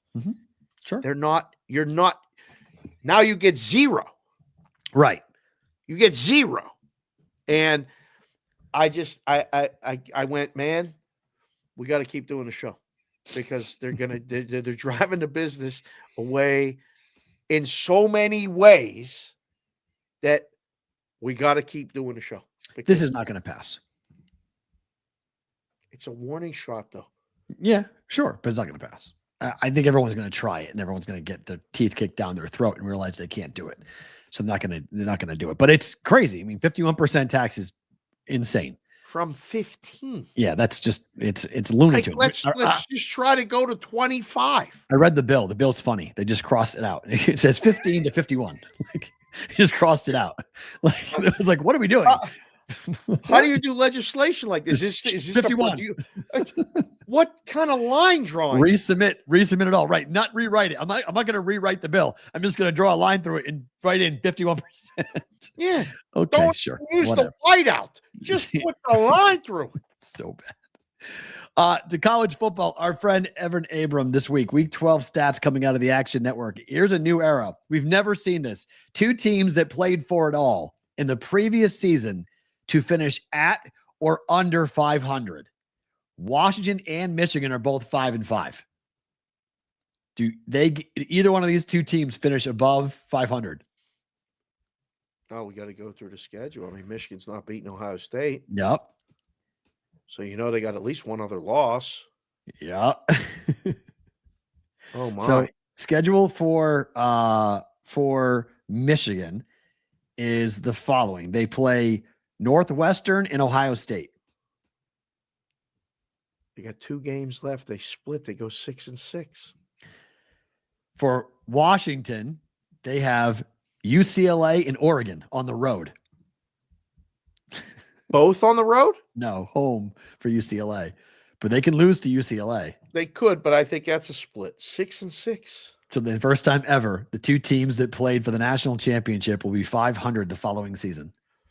Are there still bowl games? Yes. Maybe they'll come and play in the Las Vegas Bowl. Oh, interesting. Rematch. Maybe. We'll see. Number 1, Oregon, under Dan Lanning, they kill people. They're 23-0 straight up. They're 16-7 against the number as 14-point or higher favorites. The Ducks are at Wisconsin laying 14 this week. They're going to enjoy the jump around. They're going to be jumping around, blowing them out the 4th. Good luck, Wisconsin. Play that number now before it goes to 14.5 or higher. Like, bet that now. Oh, my.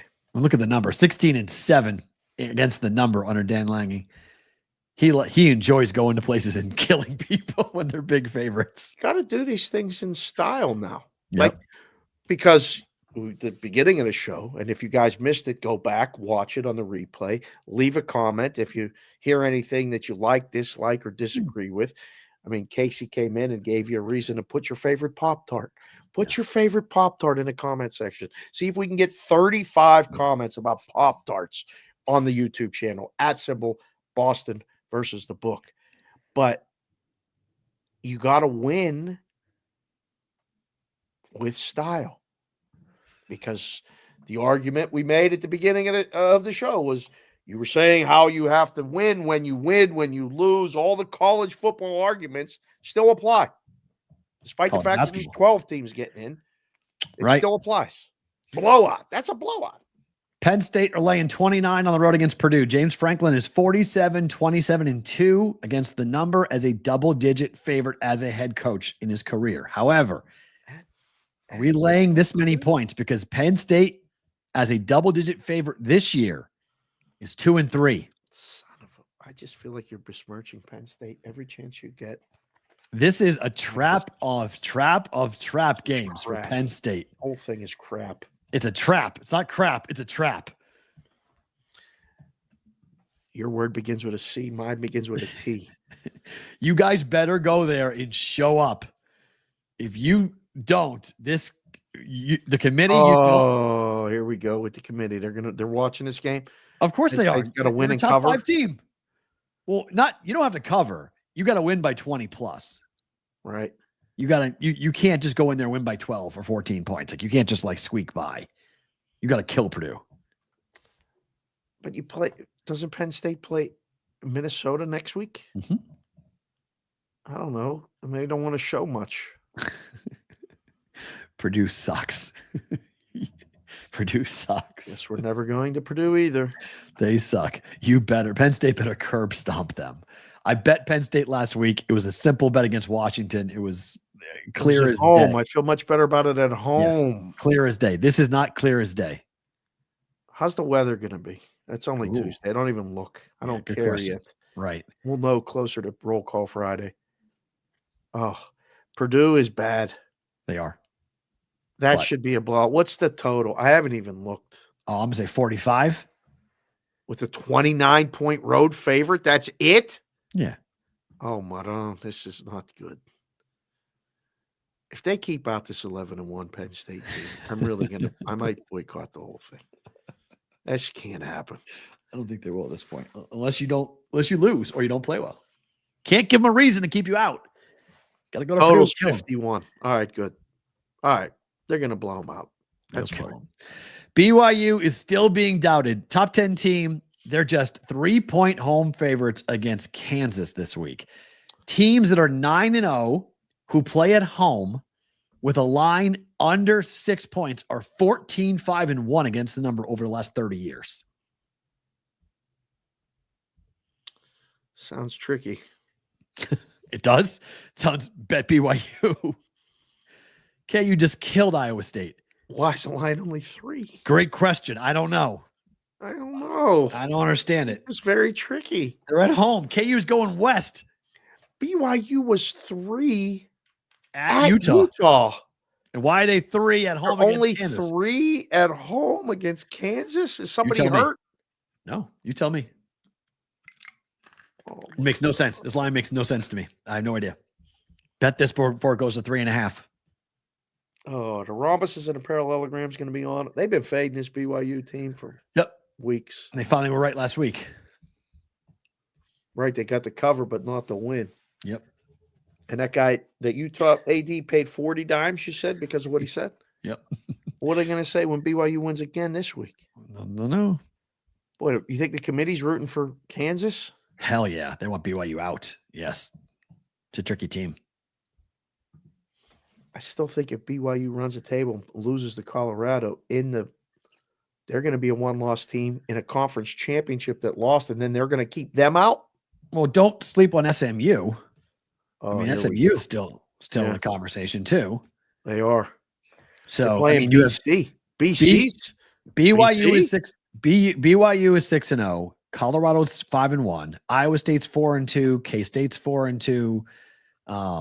It's over for Iowa State. Sorry. Yeah, probably. You guys are big fans of the show. We are big fans of you, but you're not getting in. I don't see it happening.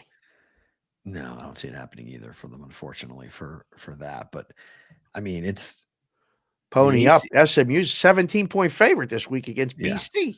Yeah. I mean, look, they're 5-0 in the ACC. It's going to be SMU against either Clemson or Miami in the ACC championship game.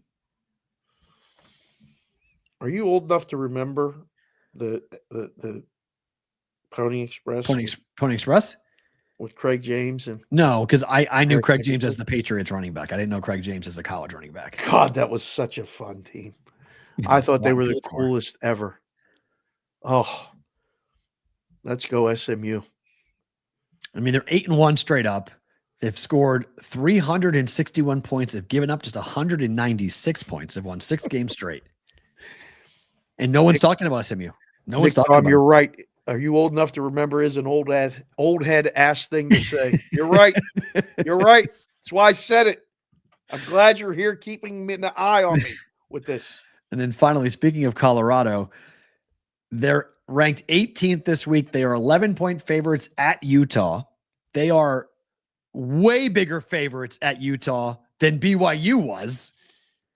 And Prime is 8-1 straight up, 5-3-1 ATS as a favorite, as the head coach of the Colorado Buffaloes. They're going to win.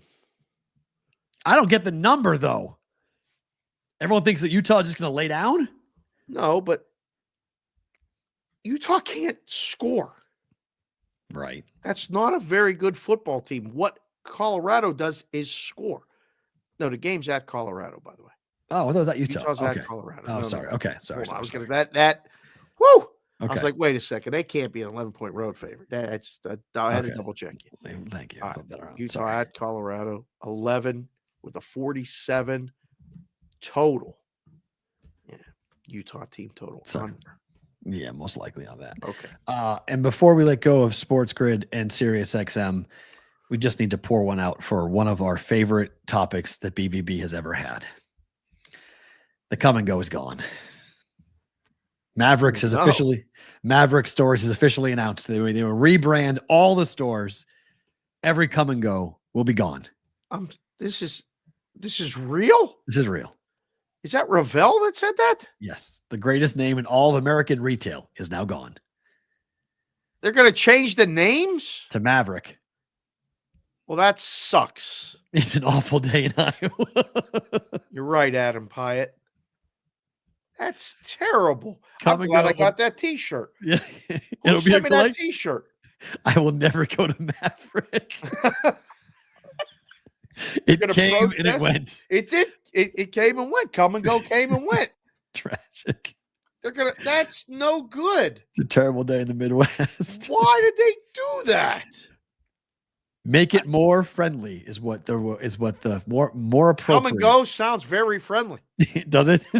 For who? I don't think you're making anything more friendly than that. Come and go, quick, fast. Yep. You got everything you need. I have to. Where's the closest come and go to here? I got to go somewhere to take a picture with them at the come and go. Far. Closest come and go to Vegas? Somebody Iowa? put it in the chat. Find the closest come and go to Nevada. Let's We see. gotta find one. Oh, that's no good. I can't believe it. I'm glad I got the T-shirt. Who got me that T-shirt? I don't remember. Was that Andy? Andy Caston, I think, got me that T-shirt. I don't remember. Bromo Camp. Okay, so Arkansas. Oh no, Colorado would be the closest one to us. Really? There's one in Colorado. Yep. It's probably. I mean, how am I going to explain to my wife that I got to fly to this place called Come and Go to take a picture for the socials? Let's see. So the closest place would be in let's see, Colorado Springs, Colorado. That's the closest one. You have to explain this one to the accountant at the end of the year. If you left right now, you could be there in 12 hours. Not driving. It's 12. It's a 12 long ass drive. 12 hours. There's one 6 minutes from my house in Colorado. Joe the Fat Panda. Guys, if you're watching the show, wherever you're watching the show from, do us all a favor. All right. We've done Where's the BVB? Where is Pictures. Go take a picture in front of a come and go. Coach Prime owns that come and go? Really? How about that? Colorado Springs? Okay, that's cool. We go up there and get some Colorado merch. Go take a picture and post it in the Discord or send an email to askthebvb@gmail.com. Just DM me it. Send it to me or at DM Matt. At Sports Talk Matt on Twitter. Matt. Just DM me it. Please DM the pictures in front of the come and go. I feel like, should we have a moment of silence? Like that's no good. I'm headed there shortly. It's near work. I'll tag you. Thank you, Joe. Thank you, Joe TFB. I love when people come into the chat and have their own conversations. Like he's talking about a Raptors game that no one's talking about. Internet Rich is talking about the Raptors. No one's talking about the Raptors, but Internet Rich. He's just randomly talking about a game that no one's Thanks talking for being here. Internet thanks for coming. But like, hey, we really appreciate you being really here. Hit the like button. Are talking about, but yeah. So unfortunately, one of our favorite segments is now no longer going to happen. Wait a second. JC from KC said there's some in Salt Lake City. Yes. There's a come and go in Salt Lake City or a Maverick.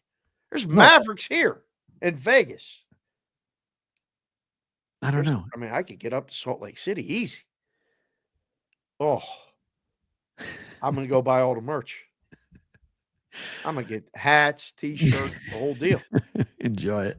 Yes. If you guys are watching on replay, thank you. Listening on SiriusXM, thank you. Watching on Sports Grid, thank you. We will be back tomorrow for a Whale Watch Wednesday. If you're with us live, however, you guys are getting extra time that we call bonus time.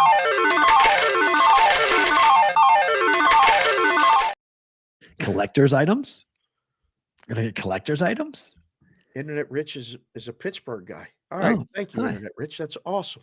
Hi. I love you guys too. That's great. Very cool. Tell somebody. Keep it First going. step of going to Come and Go is to get up. The jokes write themselves. I mean, I can't believe this. I didn't know about Come and Go until we started doing the show. Yep. And then you said it, and I was like, wait a second. Hold on, pause. A joint is called Come and Go with a K, which is genius. Right. It's whoever said that.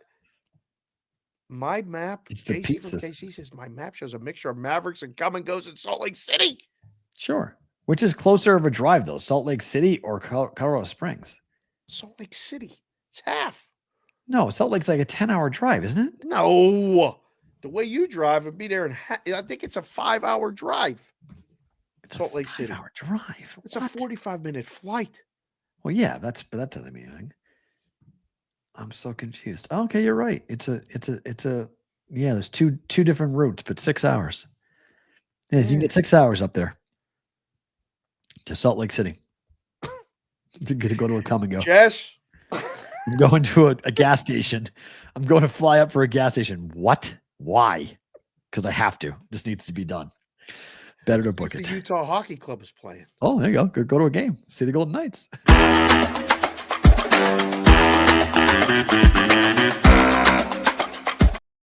All right, better to book it time. NBA Cup. It's just the general principle play. Boston Celtics over 62.5 team total first half against the Hawks. Playing the Hawks.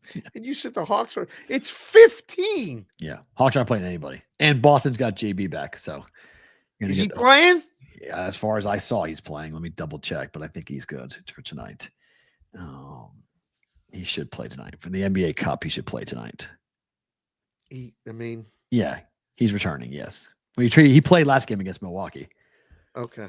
So and that was the whole. We didn't even talk about it because we had other stuff going on. But do you see the Giannis thing that Giannis did to Brown? Yeah, he went to pretend like he was giving him 5 or shake his hand and he pulled his Fucking hand. 10-year-old on a playground. I love that move. Oh, please. An NBA basketball game, I thought JB's answer was perfect. Giannis is a child. Like, what are you doing? They each have one championship in there. They do, but it's just like, come on. It's such a garbage move to do that. Yeah. Psych. Boston plays the Nets tomorrow. Yeah, bet the Nets tomorrow. Bet Boston tonight. Nets tomorrow. Yeah, I think they're going to destroy them. Michigan State plus 6.5. Is the game tomorrow an NBA Cup game? I don't think so. No. Not every game is an NBA Cup game. See, that's the hard part of following along with this shit. When is it and when is it not? Oh, let me see here. Oh, you got to know when. I guess you know by the court. Yeah, it's by the court, but it's at Brooklyn tomorrow, so I don't think it is tomorrow. So Brooklyn's not playing for the NBA Cup. They are, but I think this game does not qualify for it. Oh, because they're not in their group. Yeah, or whatever. Yeah, NBA Cup schedule. Oh, I got to go do a whole breakdown of this. So NBA Tuesday Cup. NBA Cup schedule. Let's see, and then they play two. That's right. They play Tuesdays and Fridays. That's when they do. They don't play it on Wednesdays or Thursdays. Oh, okay. So it was not. It was a game on Wednesday. It was not on Tuesday or Friday. It's not an NBA Cup game. It's not on Tuesday or Friday. It's not an NBA Cup game. Let me write that down right now. Yeah.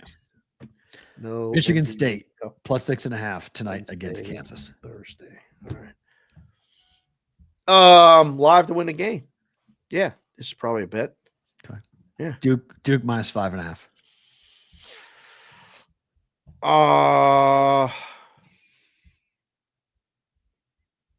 This feels like a bet too. Mm-hmm. You can't be betting every play you have to. And then finally, I don't want to touch the 2.5. I'm mistaken money line. Warriors to win. Match 135.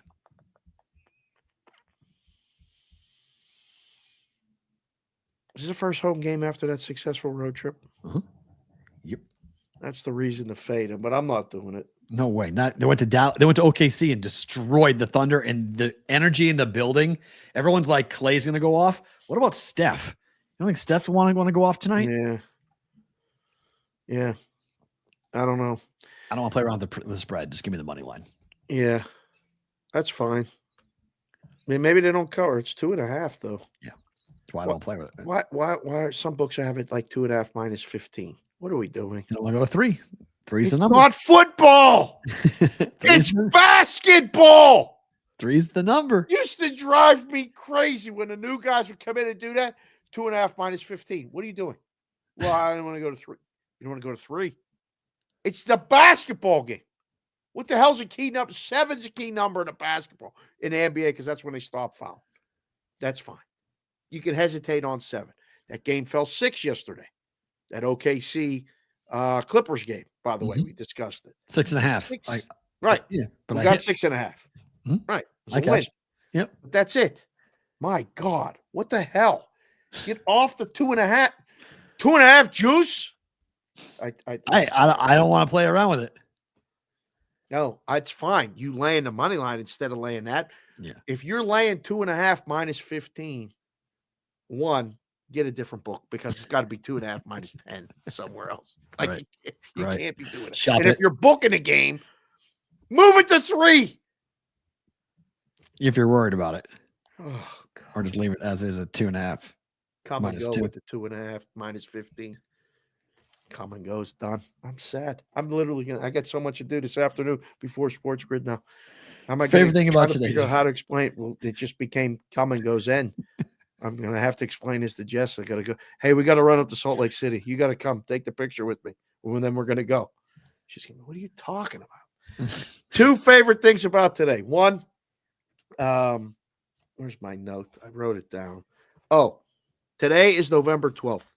Today is Papap's birthday. Hey. A veteran and a guy, my only vestibule of testosterone in this house. And, he's been a big part of my life. Now, Jess and I have been married for 20 years, working on year number 21. And, he's just an example for my kids, for a lot of people. So shout out to Papap. He's at the doctor right now, getting something else checked. It's a never-ending thing right now, but hopefully he'll be fine. I'm waiting to hear when they get back. So happy birthday, Papap, November 12th, and post Happy Veterans Day. Told him that yesterday. We'll tell him happy birthday today. Number 2, favorite thing about today is I got a call yesterday from Middle Consig, Kelsey. Okay. While I was at the game, the Knights and the Hurricanes, I'm in the booth in the box with everybody and we're hanging out. The phone rings. It says FaceTime. Oh, it's my daughter. I stopped the conversation immediately because when they call, everything stops. I'm like, what could this be? This is going to be exciting. And she called yesterday while we were doing this show, right? She did, yeah. Put her on, said, hey, great. Get in the chat, get your teammates in the chat, boost the numbers, whatever we got to do. I said, what's up? She's like, I have to tell you this. Like, wow. Okay. I mean, sometimes when they're 19, you hold your breath. Right. Wow, what could be coming from this right now? This is not. She says, we're in the nest. I said, the nest is what? That's the student union. That's what we call the nest here. Okay. Awesome. What are you doing? We're studying. Me and AC, we're studying. And there's a TV up there in front of us. And I look up and you're on it. They have Sports Grid on the TV. And I'm like, oh my God, my dad's on the TV. And I say to AC, look, there's my dad on the TV. And she's like, oh my God, that's cool. It's on in here. And Kelsey then observes 4 guys watching the show on Sports Grid and listening to whatever we're ranting about. And what time is this? I don't know yet. They were studying. If it was late night, I have no idea. Okay. Because I asked her, what was I wearing? Right. Trying to figure out. Right. And she's like, I don't know. You had a hat on. I'm like, oh, thanks. Kelsey. Details. But she's like, they were talking about what you were wearing and then what you were talking about. They're like, that dude knows a little something about this betting stuff. And I'm like, Kels, we've been doing the show now for a long time. like, and she goes, are you on at the same time every night? And I'm like, Kels, oh no. You lived here last year in the house. Right. Have you forgotten everything? The same schedule every day. When I go upstairs and do the shows, I'm working, right? Like you bought me that on the air side that I click on. And even though nobody's in the house, I still habitually turn it on when I'm on and turn it off when I leave the room. And she's like, that's pretty cool. And I said, thanks, Kels. I appreciate it. I said, I will shout you out on the show tomorrow. Watch the show. And then if you're watching late night, you can't get in the chat, but every day, if you can get in the chat, you can watch, because when the kids are home, they like to get in the chat. So it was a little proud daddy moment yesterday. I have two things. First thing is I woke up today. For the first time since August 9th, I felt actually like me. My back, I took shots in my back. My back has been finally, I have some pain relief for my back. Energetic, slept right, woke up, felt normal. I got emotional about it because I felt like, oh my God, I feel for the first time in a 3-month stretch, I feel like myself. And I feel like I have actual plans and I'm on the right path for recovery. And it was really, your health is so fucking important. Every day. It's just so important. And secondly, Juan Soto, you have a chance to do something pretty big here, my friend. You can tell the Yankees to fuck off and go play for the Red Sox and be the cornerstone of what will be the 5th championship of my life with the Boston Red Sox. It is possible. They have so much money to spend. And John Henry could erase the last 6 years of bullshit of Mookie Betts and Xander Bogaerts and everything else if he pays Juan Soto the biggest contract in the history of baseball. And it's possible because they're making that offer to him this week. So Juan, don't forget what Boston is, my friend. Come and be the new Poppy. Be the left-handed bat that just goes ahead and peppers that wall like crazy. Goes ahead, has a short right field pole, wrap it around Pesky's pole, hit 50 home runs. You got Rafael Devers. We'll have the 2 best left-handed bats in the American League. Like, let's go. It would be awesome. And then go and trade for Garrett Crochet. Give up the prospects for Garrett Crochet. He's the ace for the Red Sox pitching staff now. Then you go ahead and bring up the kids because the 3 bats, the Red Sox have the number 2, 8, and 10 ranked prospects in baseball right now. Bring up the Red Sox prospects and let's fucking go. Here we go. I'm going to be so excited if Juan Soto's a Red Sox, I'm going to be so happy. And it's very possible. Your silence tells me it's possible. It's possible that this could happen. We're in bonus time, right? Yep. It's not fucking fair. It's not fucking fair. I want them to, that's great. Don't go back to the Yankees. Do whatever you want. Oh. And it is possible because they've been cheap for 6 years. They let Mookie go and they regret it every day. They would love him. Oh, they would love him there. It would be, and then, like bees with honey. Well, guess what? People will want to go play with him. Yeah. Oh yeah. Well, they locked up Soto. I mean, you see what happened in Philadelphia. They went and got Bryce Harper, and other people want to come and play. You think anybody wants to play with Soto batting in front of him? Yeah. Need a right-handed bat to go in between Devers and him, but holy shit, you get a real power right-handed bat. Or if Cassis can stay healthy, or if they could get one of the other bats to come up and be in between, lefty, righty, lefty. That's a 3-4-5. Good luck. Good luck. Oh my God. Super fun. This could be a historic. John Henry has the chance to really do He ain't something gonna do it. special. You really think he's even entertaining it? I mean, they're going to break the bank. It's a Boris client. He's 26. I think they're willing to do it. All the problems with Mookie and Xander were their age. They were worried about the back end of the contract. You can sign him to a 10-year deal. You have him till 36. That's why he's so. You never see a guy this young. Up. I mean, it's possible. You never seen a guy this young. You said some crazy, fucking ridiculous Boston bullshit on here, but that actually is like, it gave me pause. I went, man, it's better than the Dodgers. Well, the Dodgers are going to get that 23-year-old pitcher from Japan. That's who they're going to add, which is bullshit because the kid's going to be an amateur. He's coming in on an amateur contract, a minor league contract. So the 20% going back to the Marines, the Tokyo Marines, or whoever the team over in Japan is that he plays for, that's who they're going to add. And the kid's going to be under control for 10 years. That's the bullshit of the offseason right now, is what the Dodgers are going to do with that kid. Wow. So that sucks. Like Dodgers, their pitching staff's going to get better because the kids in Japan, all these Japanese players are going to want to go play with Ohtani because their stock goes through the roof back in Japan. So that's who the Dodgers are going to get. And it won't even be expensive. Like they're not out on the Soto deal by going and getting this kid. They'll still have, but like, how much money do they want to put out there? And does Soto want to play back on the West Coast against the Dodgers and deal with the Padre hate and everything else?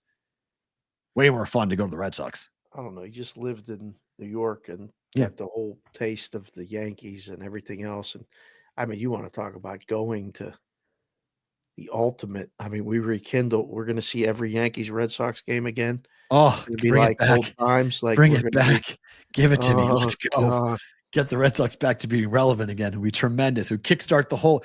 This is what they did. Okay, this was Henry's plan. This is John Henry's plan. So if he can execute this, everyone will just go, okay, I mean, you did deliver 4 championships. So we got to, suck it up. And people were pissed off at you for a very long time. But if you turn around and sign Soto to the biggest contract in history and you spend the money you said that you weren't going to spend, okay. Boston people will go, okay, let's go. Here we go. Wow. So, yes. Coming off an NBA championship. Well, that actually helps. The fact that the Celtics won the championship actually pisses off Henry because Henry's money goes down when that happens. So when a different team in Boston wins a championship, all of their stock goes up, ticket prices go, people buy their season tickets, everything gets affected. So that's good news for the Red Sox in terms of spending and making Henry spend money. The Celtics championship kicked him in the butt. So let's go. Because that's what happened with the Patriots when they won the Super Bowl. That's why Henry went crazy with 2003 and 4 and whatnot, was because the championship that the Patriots kept on winning championships. They won 2 before the Red Sox won 1, and then they won another one after the 2004 championship for Boston. So that's good news. The possibility is, I mean, like they got to be the third choice, right? It's one of the New York teams, 1 and 1A, that he'd go back to, then the Dodgers, then the Red Sox, or is this legit? Like, are you just talking out of your ass and wish, or is this like I got to go make phone calls about this? This is a real thing. John Heyman, the Boston Sox are legit players in the Juan Soto sweepstakes. Oh, wow. Okay. Wow. So they're legit players. Holy shit. Okay. So it'll be one of the biggest contracts, but the Red Sox presence indicates they're interested in spending top dollar to get back into playoff championship contention. Son of a man. Oh my goodness. That would shake things up. They've been dormant for a long time. It's time to get going here. And that type of bat. Who else is listed on that real player thing? Yankees, Mets, Red Sox are the 1, 2, 3. In order of who, and then the Dodgers. No mention of the Pirates anywhere? No. Shit. No. Kansas City? No. Texas? No. It's Boris. He's no state taxes down there. Fine, but it's Boris. We know what Boris is going to do. So watch that meeting this week for Juan Soto and the Boston Red Sox. Could be a very happy week for me if the Red Sox land Juan Soto and kickstarts the hot stove, because it will be a really fun hot stove for Boston, because they could add like 5 new players. Holy crap. They could add like 5 new players, which would be very, very fun. And they could trade for Crochet without giving up any of their top 3 prospects as well. So they have 7 in the top 100. Red Sox farm system is finally restocked, and you can make a move for Garrett Crochet from the White Sox. The last time they did that, by the way, they won a World Series championship when they went and got it. Fair. Fair. They traded for an ace. They went and won a championship. So, the Red Sox are going to win a fucking World Series. Just saying. It happened last time. So. It happened. Fucking go. Whatever. He's Dave. I'm Matt. We're back tomorrow for a Whale Watch Wednesday with Alex Kane. Hope to see you all back here tomorrow for BVB.